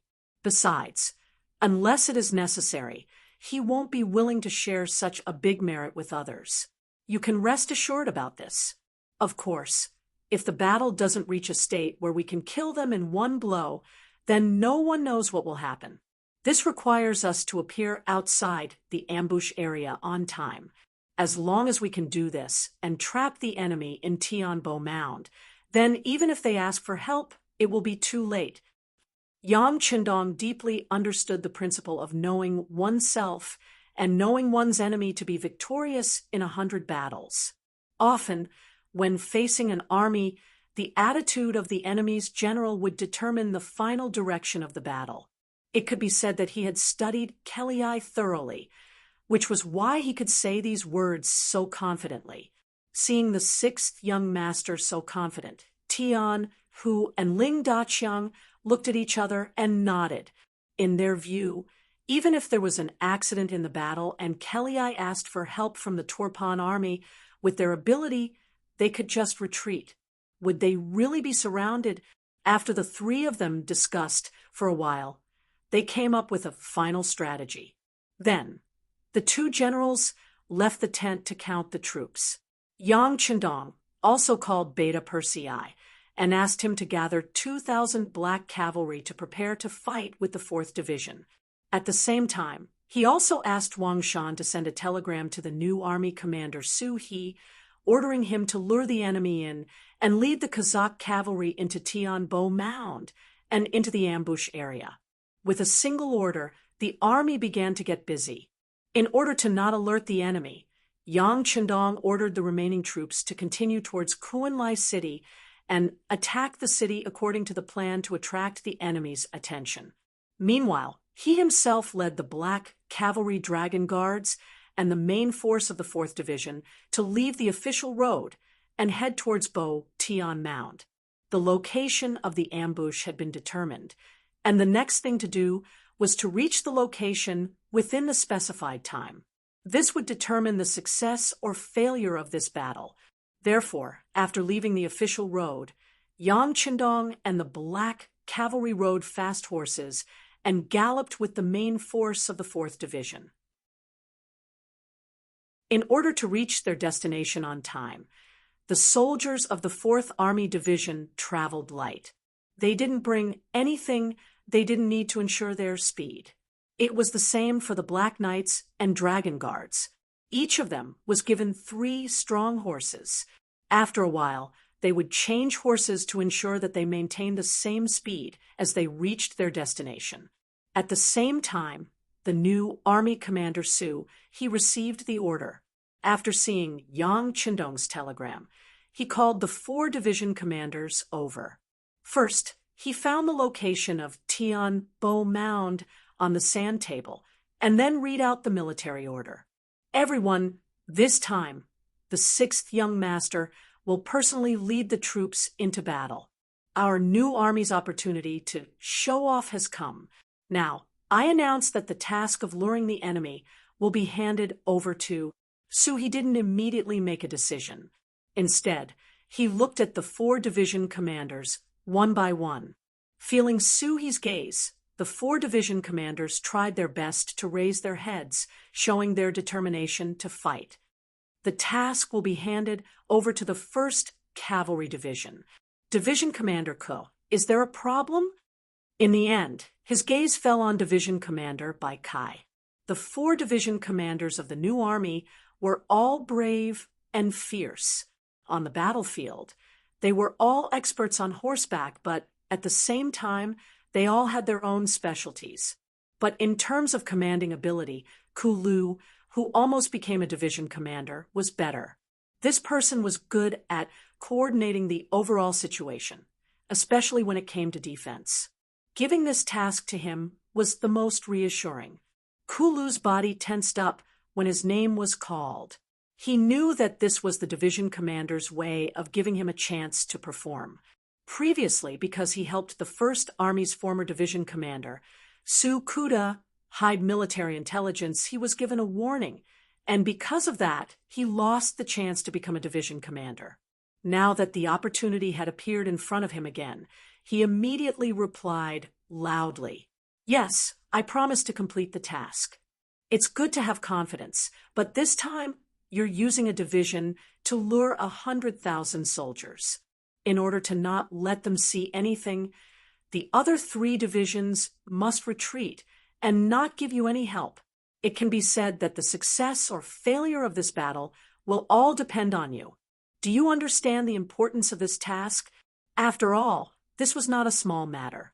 It involved the victory or defeat of nearly 200,000 soldiers. Suhi had no choice but to remind Kulu. This subordinate understands. Division commander, please rest assured. If this task is not completed, I will bring my head to see you. Kulu naturally knew the difficulty of this task, but he was not afraid. He believed in the soldiers of the 1st Cavalry Division. He also believed that as long as the preparations were done well, the task would definitely be completed. Good. What he needed was Kulu's determination. Suhi nodded with satisfaction. Then he ordered the other 3 divisions to raise their flags and pretend to retreat in a sorry state. Of course, this was to let the Kazakh cavalry see. This was also the only thing he could do for Kulu's 1st Cavalry Division. After that, the 3 divisions of the new army's main force ran away. In order to make it seem more realistic, He ordered the troops to throw away some of their equipment after a certain distance. This made it seem like they were retreating in a hurry and fleeing in a sorry state. Only by doing this could they lure the enemy's army into an ambush circle. This action of the new army was quickly discovered by the Kazakh cavalry scouts. One by one, they reported it to General Kelly, causing him to laugh uncontrollably. Good. It seems like our sudden appearance has indeed caught the 5-star army off guard. Very good. Order the army to speed up and catch up to the 5-star army. Then we'll eat them up. After Kelly returned to Kazakh after his defeat, although his brother Janibek Khan did not blame him, he still felt very uncomfortable in his heart, especially the unwillingness in his heart. From the beginning to the end, he did not have a chance to properly fight with the 5-star army. This made him feel even more unjust. If it was a fair battle, and he lost, then there was nothing to say. However, losing to an ally was something that he could not accept. This time, he brought another 100,000 troops to battle.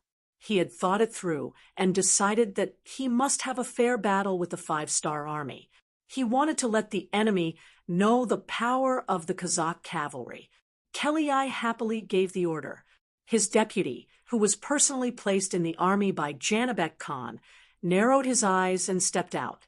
"General, should we send a message to the king of Turpan and ask him to cooperate with us to block the five-star army's escape route?" HM? Hearing this suggestion, Kellyai did not immediately reply. Instead, he fell into deep thought. Of course, he knew that blocking the two sides was much more effective than chasing after them alone. However, deep in his bones, he did not trust these allies. He did not want to share this great merit with others. If the Turpan army appeared and blocked the five-star army's escape route, then he would be very unwilling to share the merit with others. After thinking about it again and again, he decided to give it a try. If it really did not work, then he would send someone to inform the Turpan army. Furthermore, he had 100,000 soldiers, and the enemy only had 30,000 cavalry. No matter how he looked at it, there was no possibility of him losing. Kellyai was just like Yang Qindong. He did not inform the Turpan army of the situation. This was also his fate. This would also become the most regretful thing in his life. After making up his mind, Kellyai ordered General Porta to be the vanguard and move quickly. The order he gave was to quickly chase after the escaping five-star army and viciously bite their tails. It would be best if they could tangle with them and create enough time and opportunity for the main force to arrive and form an encirclement. Porta was also a famous general in Kazakh. After receiving the order, he immediately ordered 10,000 cavalrymen and 3 days' worth of rations to leave the barracks and run in the direction of the new army's escape route. To be appointed as the vanguard general, Porta was very ambitious. He wanted to achieve the greatest merit to prove his ability. However, this raging fire was quickly extinguished. Just as he was about to reach a valley, after forcefully marching for 100 miles, countless arrows suddenly flew out from both sides of the road. His vanguard of 1,000 cavalrymen quickly suffered heavy losses. In the end, only 200 to 300 of them managed to escape. They had a bad start. When Porta heard the news, he was very angry. He angrily scolded the vanguard general for being incompetent and cowardly. Then, he personally led 3,000 cavalrymen to the front. As expected, as soon as they arrived, they were attacked by arrows. However, Porta was prepared and quickly launched a counterattack. He ordered his cavalrymen to split into 2 groups and rush to the high ground on both sides. Under Porta's command, the 3,000 cavalrymen rushed through the waves of arrows and rushed to the top of the valley, which was more than 20 meters high. The 2,000 five-star army that were lying in ambush here kept retreating. Many bows and quivers were thrown all over the ground, and the few war horses were abandoned as well. Ha ha ha! Seeing the result of this battle and the five-star soldiers rushing into the dense forest in the distance, Boda threw his head back and laughed heartily to release the joy in his heart. However, he did not notice that although they had captured a lot, they did not leave behind a single five-star army soldier. However, at this moment, he was completely enjoying the feeling of victory. Everything else had already been thrown to the back of his mind. Do you see that? This is the powerful five-star army that people have been talking about. Come on, let's continue forward. Porta was happy, and the vanguard continued to move forward. Chapter 1294. After another 5 kilometers, another wave of arrows arrived. But this time, the Kazakh cavalry were prepared and did not panic. Other than a few dozen who were injured by the first wave of arrows, the rest of the cavalry quickly rushed up the canyon and chased away the five-star army. After 2 consecutive victories, the Kazakh army's morale was greatly boosted, and their speed seemed to have increased a lot. However, after 5 kilometers, another wave of arrows came, forcing them to slow down their pace. Because of this, there were a total of 5 waves of arrows by the time the sky turned dark. The distance of the attacks had also changed from once every 10 miles to once every 5 miles. Fortunately, this kind of attack did not cause too much damage to the Kazakh vanguard. The total number of Kazakh cavalry was less than 1,000. This was also because they lost 600 to 700 cavalry in the first wave. Considering that it was dark and difficult to see, Boda had to order the army to stop and rest in order to avoid falling into the enemy's trap. Boda, who was lying in the temporary tent, had a face full of excitement. Today, he had repelled 5 waves of attacks from the 5-star army and obtained 2,000 sets of bows. This was an amazing achievement. With such a satisfied smile on her face, the busty woman slept all the way until dawn. What made him feel a little regretful was that the 5-star army did not come to harass him that night. This made the 4,000 cavalry that he had hidden outside the camp not come in handy, which was somewhat disappointing. But did this mean that the 5-star army did not have the ability to ambush him, and that they had already left? General Boda, who possessed the spirit of Aku, gave the order to advance at full speed after breakfast. After walking for a full 20 miles, they did not encounter any harassment or attacks. This made Boda even more certain that the 5 astral legions had escaped. Now, he could finally let go of his hands and feet and advance at full speed. Not long after his order was issued, the army's formation began to scatter after advancing for more than 3 kilometers. The arrow attacks that had disappeared for a while appeared again. The attacks from the bows and arrows in the dense forest were even more intense than before. In just one wave of attacks, over 100 riders were hit by the arrows. Cries of pain and curses rose and fell one after another. The sudden counterattack was completely unexpected, and the Kazakh cavalry who had already lowered their vigilance suffered a great loss. What was even more frightening was that after the 2 waves of arrows were fired, the 5-star army still charged forward, brandishing their sabers as they charged into the enemy's ranks.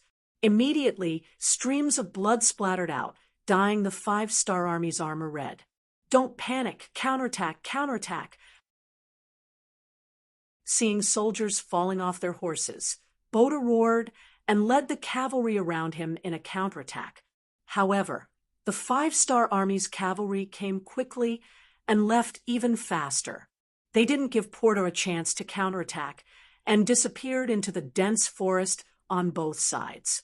By the time Sark's army arrived, they had already disappeared. This was clearly a premeditated attack. With the mentality of running after one shot, they came and went without a trace. After they left, General Boda sadly discovered that in just half an hour, he had lost over 1,000 cavalrymen, and the number of injured soldiers had increased by nearly 1,000. This kind of loss was a huge blow to General Boda. They hadn't even engaged the enemy yet, but they had already lost nearly 30% of their strength. This made him have no choice but to be vigilant and send as many scouts as possible into the dense forest to ensure the safety of the vanguard. The advantage of doing this was that the possibility of a surprise attack was very small, but because of this, the marching speed of the army had to be slowed down.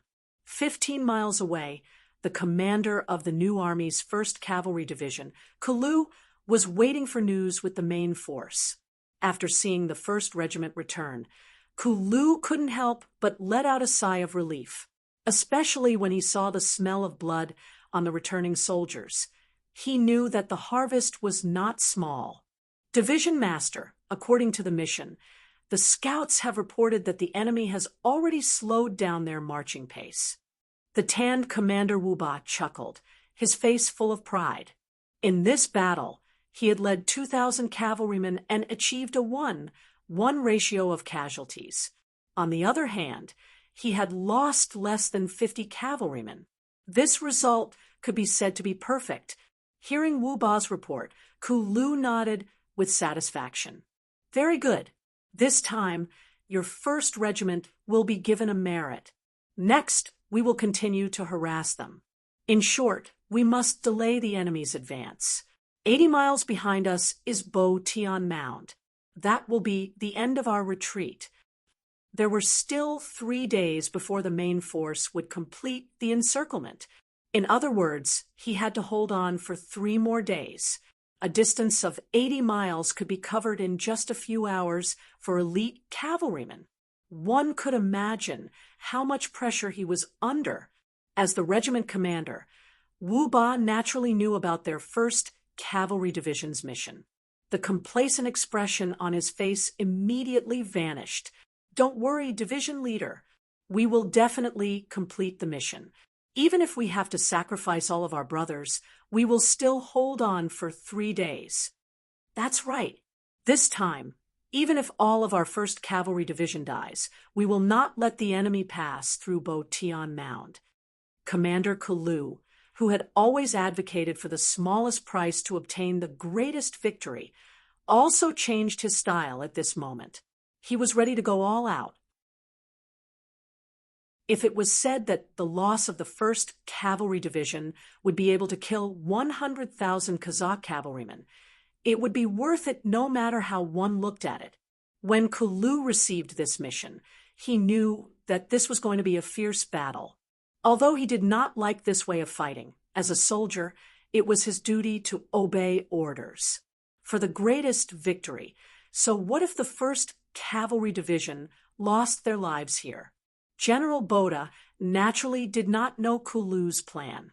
Because of the repeated attacks, he became more cautious. When the army advanced, the distance between the cavalrymen became closer. In addition, the number of scouts increased. Although the 5-star army would occasionally appear to harass the enemy, most of them were repelled by General Boda. The army did not suffer any losses.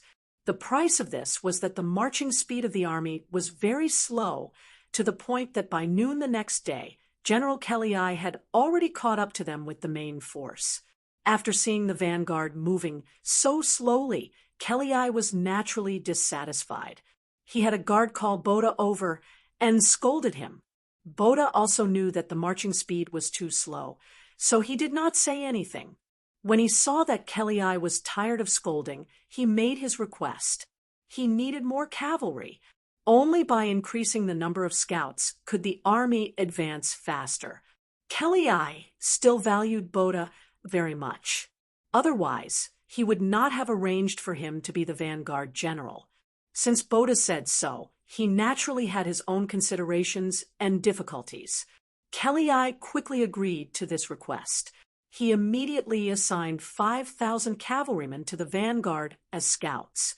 With the addition of these new cavalrymen, whenever there was a dense forest on both sides of the road, groups of cavalrymen would rush into it, looking for any unsafe factors. It was also because of this action that several companies of the 5-star army that had been lying in ambush were discovered. Among them, one company was a little slow in retreating and was surrounded by these Kazakh cavalry scouts. After an hour of bitter battle, the company was completely wiped out. When the news reached the ears of Division Commander Ku Lu, his face became very serious.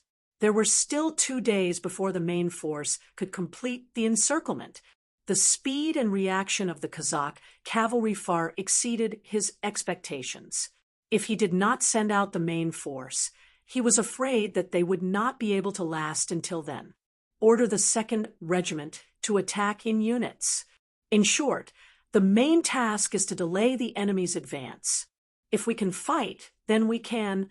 If we can delay, then we can. Ku Lu gave the order with a pained expression. When he saw the 2nd Regiment commander leading the soldiers of the 2nd Regiment away, his eyes were filled with tears. He was very clear in his heart that it would be good if 20% of the soldiers came back. They are all heroes. gazing at the departing figures of the 2nd Regiment. The 1st Regiment Commander Wu Ba also spoke like this. Then, when he turned around to look at Kalu, he stood at attention and said, "Senior Commander, the 1st Regiment requests permission to attack after the 2nd Regiment. No, the 1st Regiment will stay behind and fight for the last time."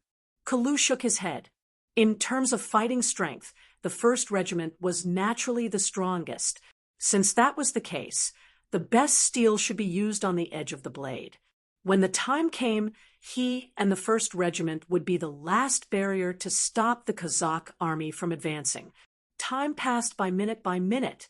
The 3rd Regiment of the 4th Regiment and the 2,000 black cavalry, led by Yang Chendong, had arrived at the designated location 3 hours earlier than planned.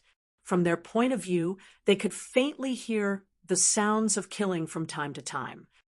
"Young master, our soldiers have found suitable places to hide." Beta Persei returned to Yang Chendong's side after patrolling the army. At the same time, he reported to Yang Chendong with a trace of worry on his face. Yang Chendong knew what Beta Persei was worried about. Not long ago, the commander of the new army, Su He, sent a telegram. After they got rid of the scouts sent by the Kazakh army, they were now rushing to the exit of Batian Mound. In other words, the main force of the new army had not arrived yet. Now, only the 1st Cavalry Division, who had stayed here in advance, could fight the enemy. A division of only 8,000 people, but they had to stop 100,000 iron cavalry. One could imagine how difficult this task was. Even if Beta Persei led the team, he could not guarantee that they would be able to complete the task. After Yang Chendong heard the report, his expression did not change. He put away the military binoculars in his hand and said without turning his head, "Go and ask where the 1st Cavalry Division is and how long it will take to reach the designated location." You're tuning in to the Mystic Fist YouTube channel. Don't forget to subscribe and join us on this journey to catch the most captivating stories.